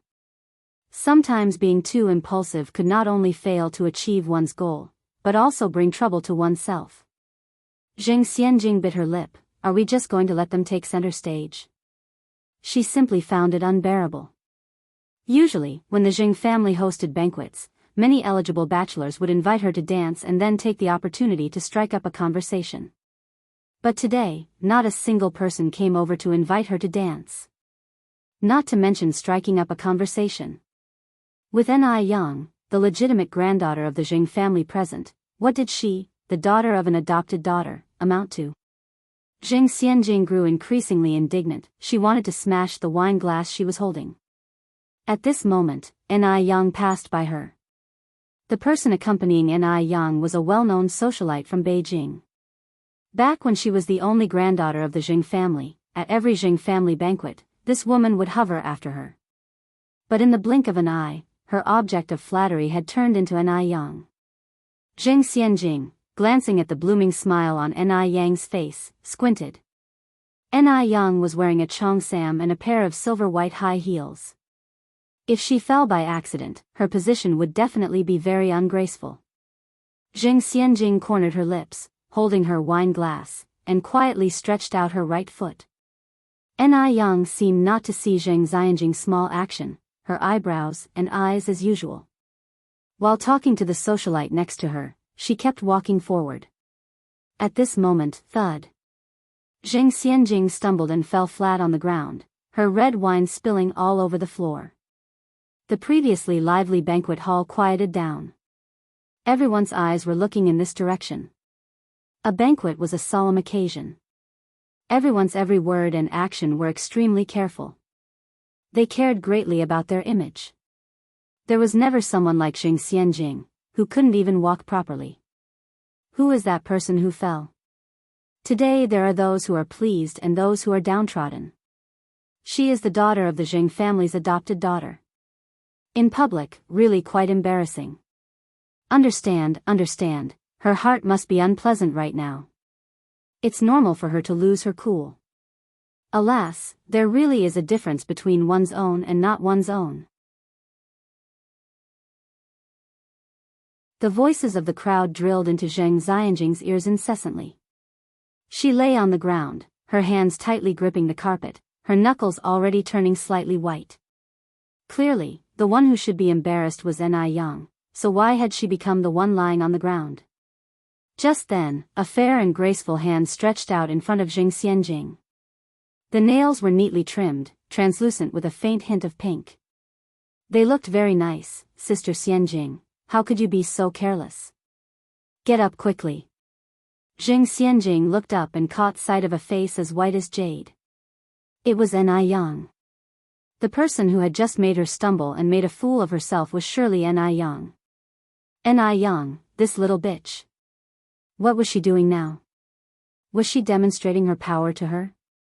Jing Xianjing's face turned whiter and whiter as she stared at Ni Yang. Sister Xianjing, what's wrong? Are you not feeling well? A faint smile spread across Ni Yang's face, her eyes shimmering with concern. This stirred up a lot of speculation among the people around them. Jing's grandmother's attention was quickly drawn to the anomaly here. At this moment, Jing Xianjing had no choice but to swallow her pride. She handed her hand to Ni Yang. Thank you for your concern, little sister. I'm fine. That's good. Ni Yang helped Jing Xianjing up, her tone indifferent. Sister Xianjing, be careful when you walk in the future. You were lucky today. If one day you happen to fall onto a chair or wall, you might not be so fortunate. That last line was both a hit and a warning. After finishing speaking, Ni Yang turned around and left. Jing Xianjing looked up at Ni Yang's retreating figure. She knew that all of this was surely Ni Yang's doing. It was Ni Yang who made her look bad. Xianjing, what was that all about just now? Jing Lingling walked over from the other side, her eyebrows and eyes filled with reproach. At such an important occasion, how could you lose your poise like that? She had originally arranged for Jing Xianjing to shine today.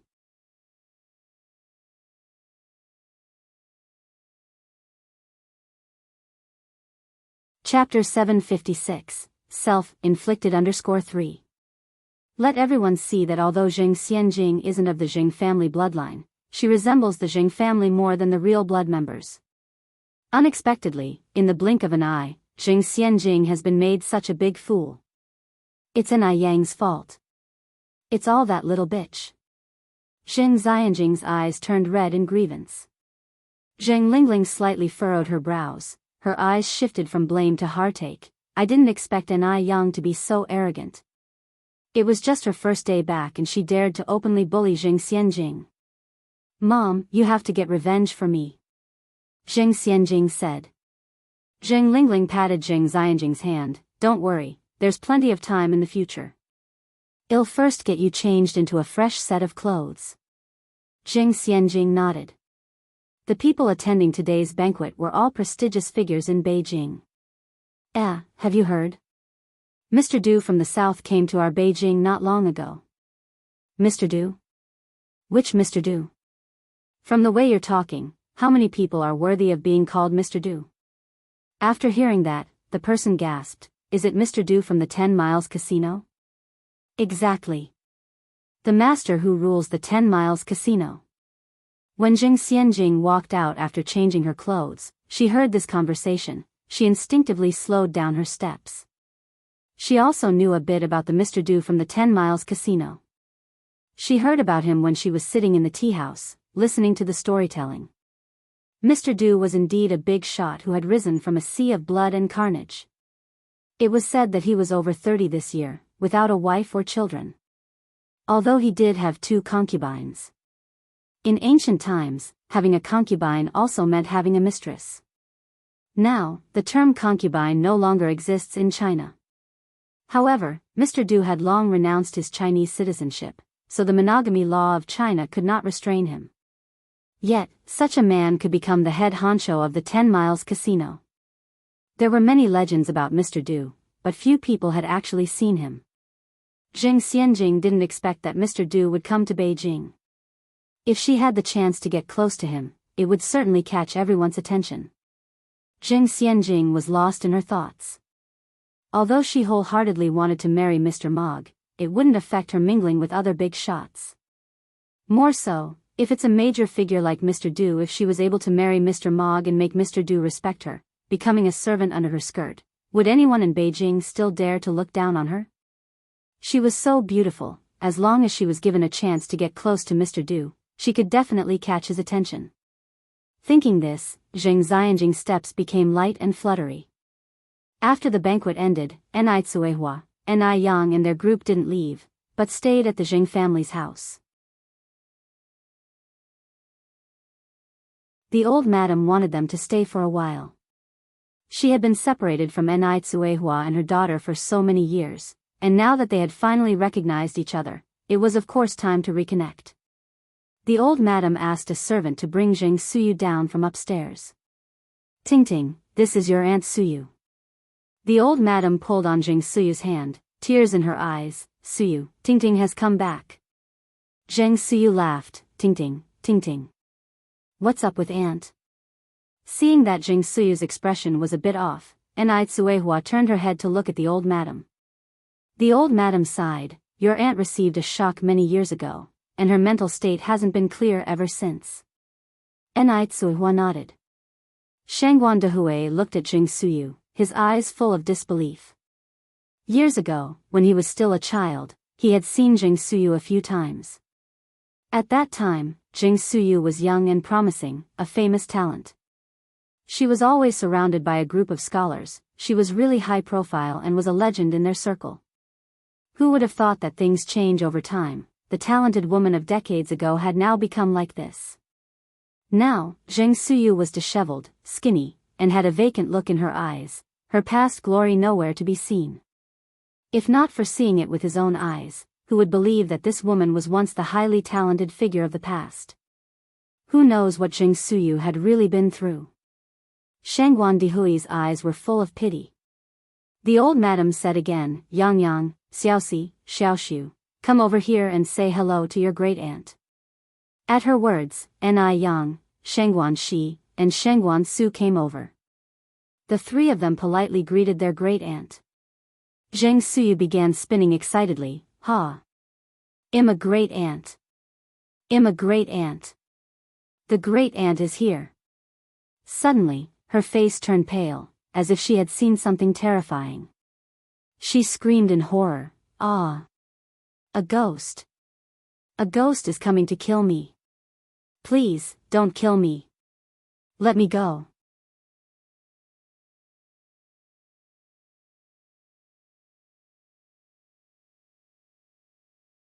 Chapter 757, Self-Inflicted _4.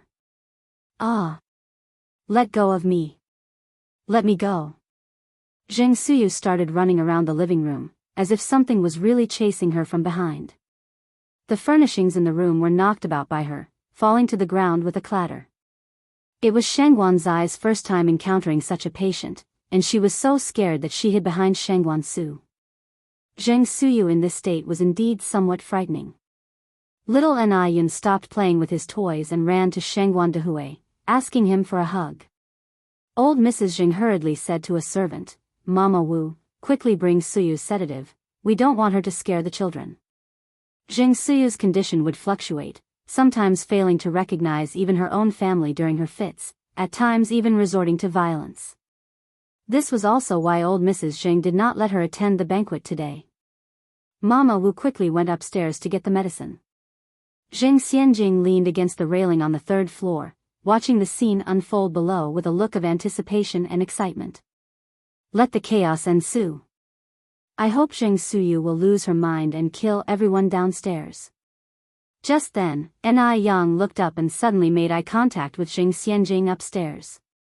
Their eyes met, hers were bright, yet wild. Zheng Xianjing felt inexplicably flustered and hastily looked away. Ni Yang narrowed her eyes slightly, a thought flickering in the depths. Zheng Xianjing. What was she panicking about?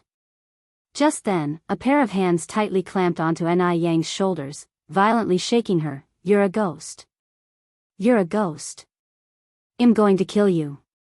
Everyone in the room was startled by Zheng Suyu's action. However, looking at Ni Yang, there was no trace of panic in her face. She grabbed Zheng Suyu's wrist with one hand, and with the other took a golden needle from her acupuncture bag and gently pricked Jing Suyu's Laogong acupoint. "Madam, please calm down." The next second, Jing Suyu indeed quieted down. Ni Yang sat Jing Suyu down on the sofa and asked, Granny Jing's illness is acquired, right? Right. Old Mrs. Jing nodded. Old Master Jing suddenly thought of Ni Yang's impressive medical skills and asked, Yang, do you believe you can help Granny Jing regain her sanity? Ni Yang shook her head. In her previous life, she hadn't studied mental illnesses, but she knew for certain that her master would have a solution. Ni Yang squinted, thinking about when she could visit her master. In this life, her senior brother had not met an ill fate, and her master and his wife must be living happily. Old Master Jing then asked, "So how did you calm Granny Jing down?"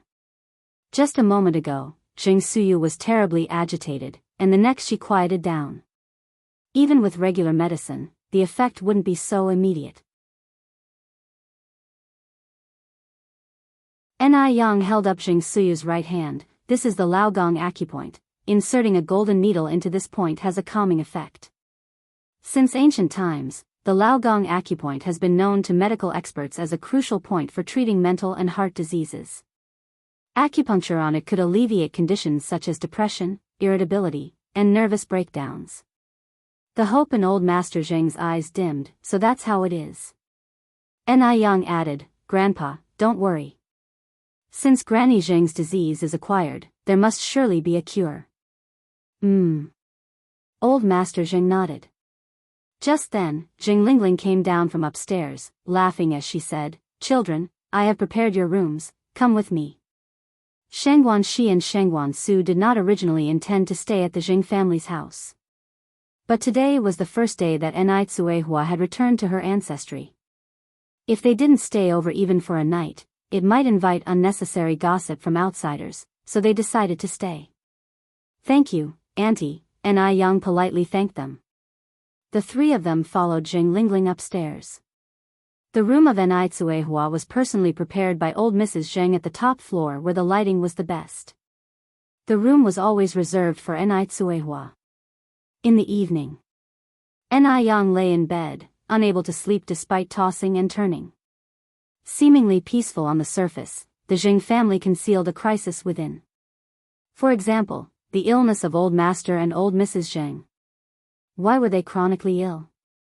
Why were toxins present in their bodies? Also, Jing Suyu, what led to Suyu's madness? Was there something hidden beneath all this?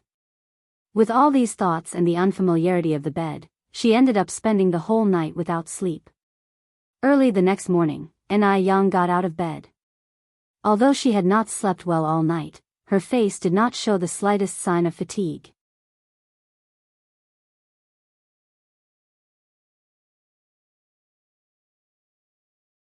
Chapter 758, Self-Inflicted _5. Wearing a simple cheongsam paired with an overcoat, her hair cascaded down her back, with a clip of the same color as the cheongsam holding back a strand at her ear. She was a sight to behold. Yang is up, Jing Lingling, who was preparing breakfast, warmly greeted Ni Yen as she came in. She showed no traces of dislike for Ni Yang, her eyebrows were brimming with affection. Ni Yang greeted her cheerfully, "Good morning, Auntie." "Good morning," Jing Lingling chuckled, "not only are you a beauty, but your words are also as sweet as honey.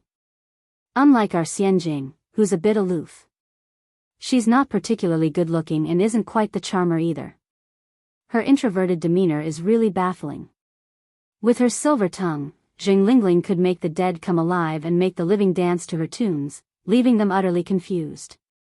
If the person in front of her wasn't Ni Yang, they would have surely dropped all their defenses. Ni Yang lightly hooked the corner of her mouth, her dimples barely visible. "Auntie, you're being too modest about Sister Xianjing. She's quite an incredible person as well." Jing Lingling narrowed her eyes.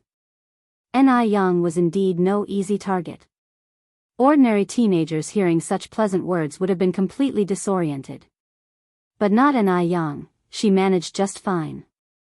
Soon, Shangguan Su and Shangguan Shi got up as well. From Shangguan Zu's perspective, he could see Ni Yang's profile. Sitting at the dining table, she wasn't adopting the poised posture that most young ladies from big families did. Instead, she sat with her left leg crossed over her right, exuding casual confidence. Her cheongsam had been amended, with a slit that wasn't too high, revealing a graceful calf that was dazzlingly white. Looking up, there was her uniquely delicate face. The shadows cast by her curled eyelashes on her nose bridge were fan-like. Her lips were red, echoing the clip by her ear. Such a person would attract attention wherever she went. Yang, why did you get up so early? Shangguan she skipped over and sat next to Yen. Shangguan Su looked away distastefully.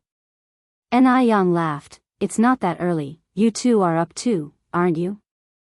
Shangguan she giggled, well, we have work, but you don't. As she spoke, she noticed Zheng Lingling emerging from the kitchen and quickly greeted her, good morning, auntie. Zheng Lingling smiled, oh, Xiaoxi and Xiaoxiu, you're both up. How did you sleep last night? Shangguan she replied, thank you for your concern, auntie, we slept really well. Soon, the elders Zheng and his wife, Ni Tsuehua, and Shangguan Dehui joined them for breakfast. It was a full house at the Zheng family's dining table. It was the first time that the dining room was filled with so many people. The sight was overwhelming for the elderly Zhengs. They had been waiting for such a family reunion for many years. Now, death would leave nothing to be regretted. Halfway through the meal, Mrs. Zheng finally noticed Zheng Xianjing's absence and asked, Lingling, where is Xianjing? Zheng Lingling replied, I have no idea where that child is. She vanished early this morning, probably off somewhere to have fun. Mom, you needn't worry about her. Even though Zheng Lingling was smiling on the outside, inside, she was cursing the old lady. You old hag, only realizing Zheng Xianjing is missing now? Why couldn't you have waited until everyone finished eating before mentioning it? Just then, a noise was heard from outside the door. Zheng Lingling looked up to see Zheng Xianjing walk in. With a frown, Zheng Lingling scolded, Xianjing, where have you been all this time? Didn't you know we were all eating? You have no manners. Zheng Xianjing wasn't alone, she was supporting a smiling Zheng Suyu. Looking a bit wronged, Xianjing replied, Mother, when I got up this morning, I saw Grandma Suyu sitting alone on the couch. I decided to take her out for a walk. I'm sorry, I didn't mean to be late. Old Mrs. Zheng stood up, Xianjing, you're a good girl. Quickly bring your grandma over for breakfast. Lingling, how can you scold the child like this? She was just being filial. Zheng Xianjing had always been kind-hearted and compassionate since she was a child. Zheng Xianjing led Zheng Suyu to sit at the table side. These days, Zheng Suyu couldn't eat on her own and needed assistance.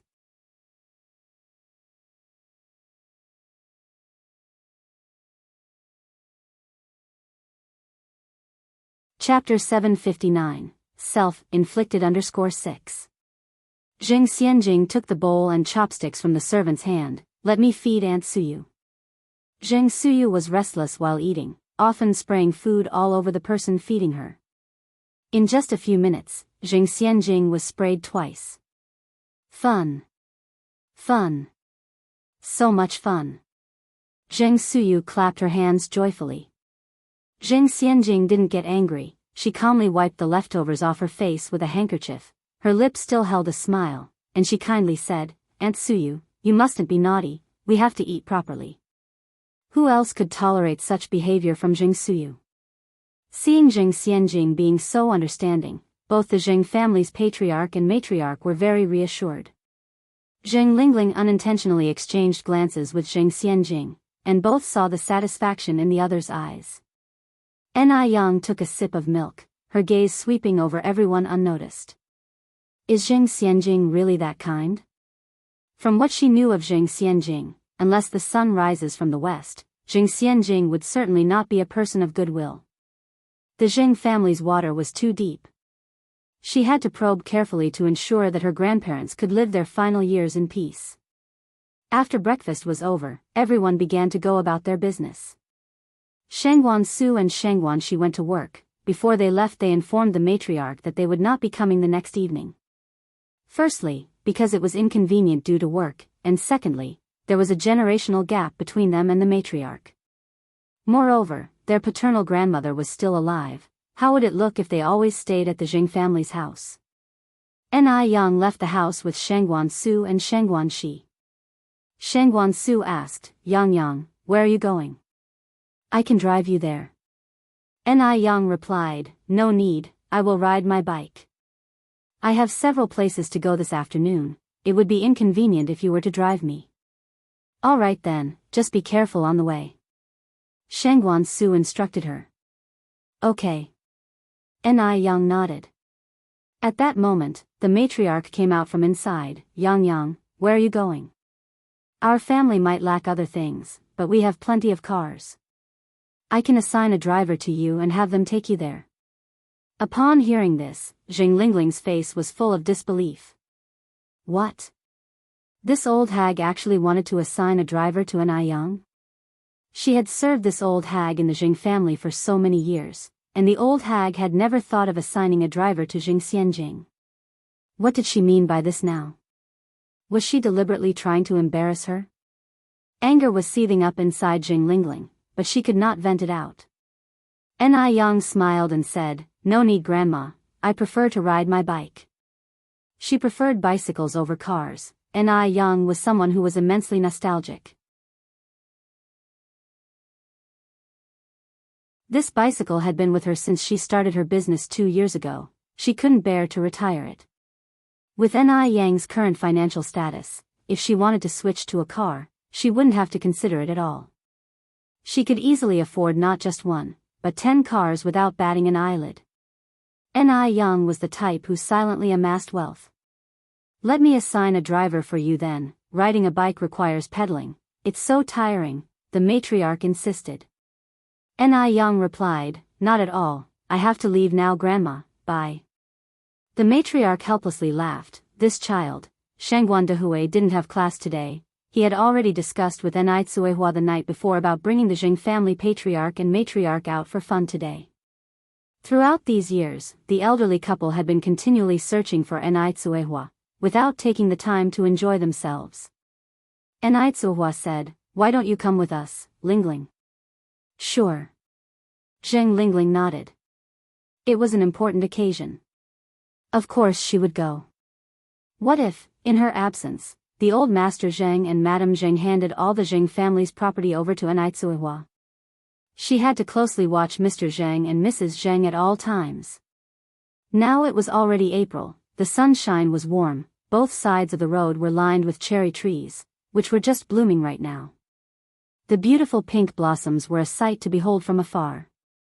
Ni Yang was cycling down the road, the gentle breeze stirred up the pink cherry blossoms creating a flurry of petals.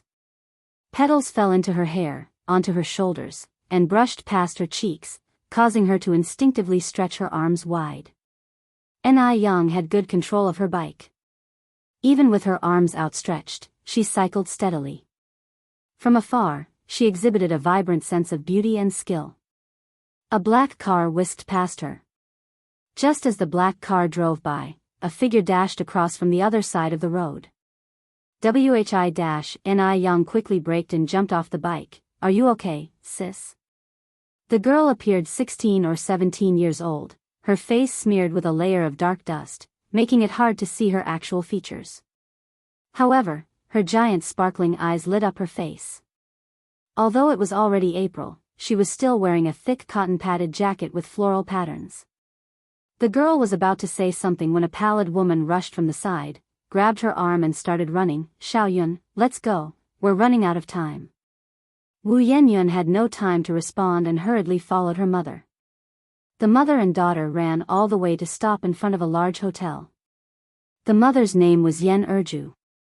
As she ran, Yen Erju instructed Wu Yenyun, Xiaoyun, remember to serve yourself plenty of meat and vegetables. Aim for things like roast chicken and pork knuckle. Your grandma hasn't tasted meat for a long time. Wu Yenyun nodded, okay, Mom. I understand. Starting yesterday, the hotel began offering a buffet service, with an abundance of food.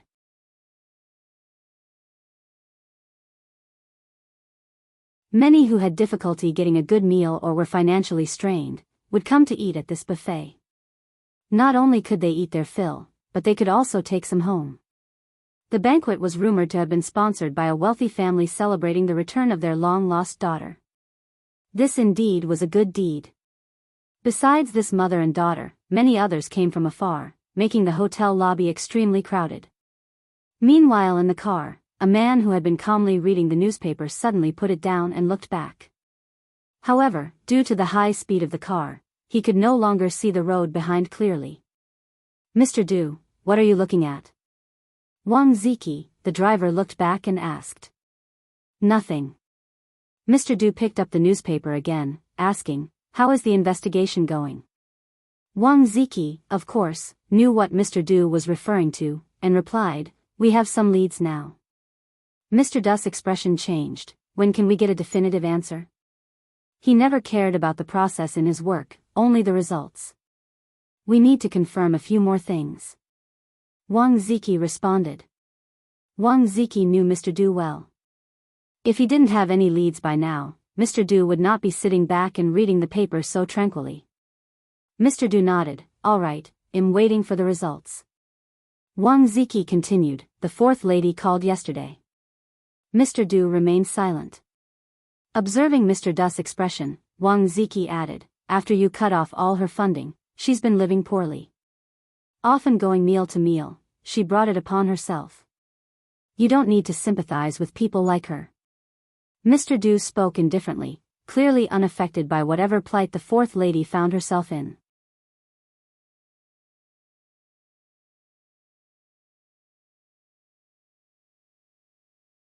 Chapter 760, The Secret of Ginseng Soup _1/4 Miss is a typical internet critic, enjoying the money of Master Du on the one hand, while on the other hand, she curses him as the most evil capitalist, wanting to overthrow the Master Du, acting recklessly. Now that Master Du has cut off all her sources of income, she certainly deserves it. After thinking about it, Wang Ziki continued, "So we just let fourth Miss go like this? Master Du used to spoil fourth Miss, or else he wouldn't have indulged her for such a long time." After a while, Master Du's voice echoed in the air. "She wanted freedom, didn't she? Then I'll give her freedom." Wang Ziki was taken aback. Was Master Du completely giving up on fourth Miss?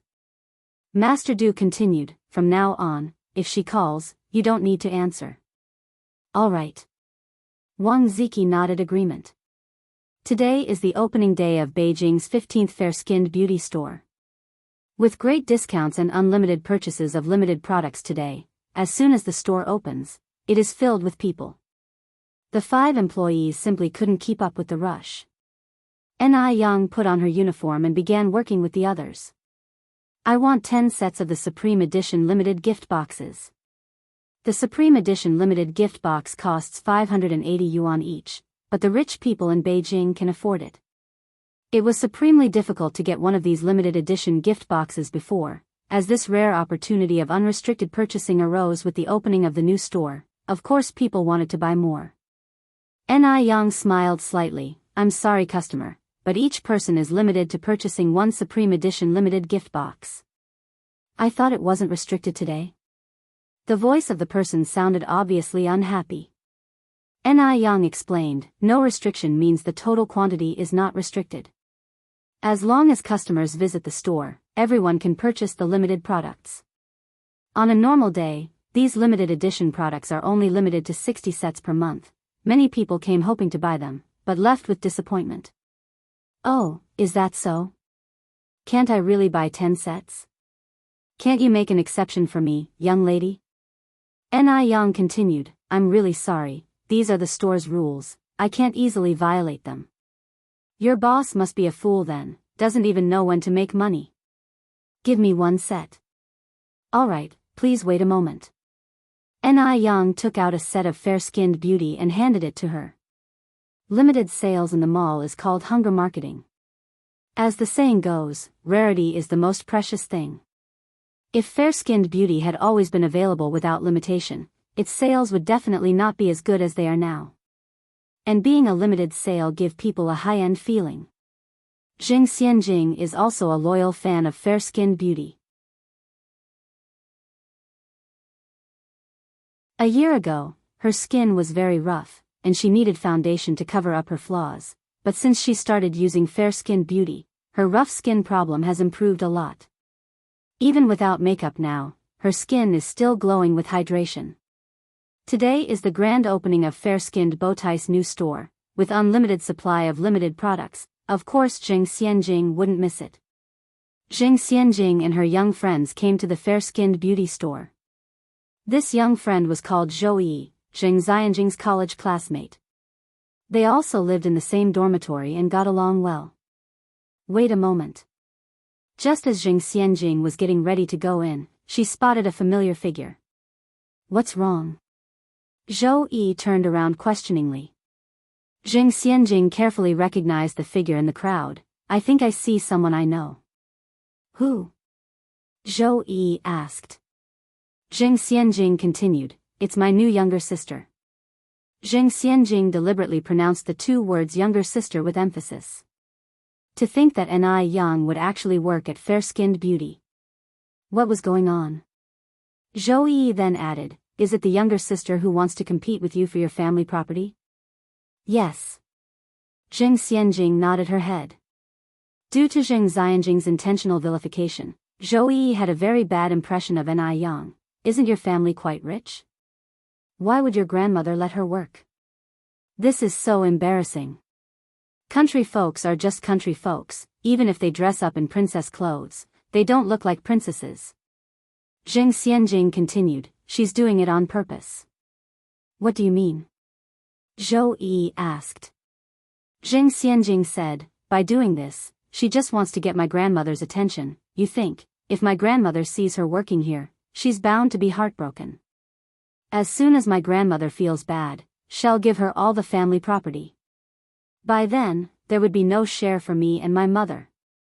The Jing family is not lacking food and drink for Ni Yang, but Ni Yang is pretending to be pitiful and working outside. It's clearly on purpose. You're tuning into the Dreamy Love Stories YouTube channel. Don't forget to subscribe and join us on this journey to catch the most captivating stories.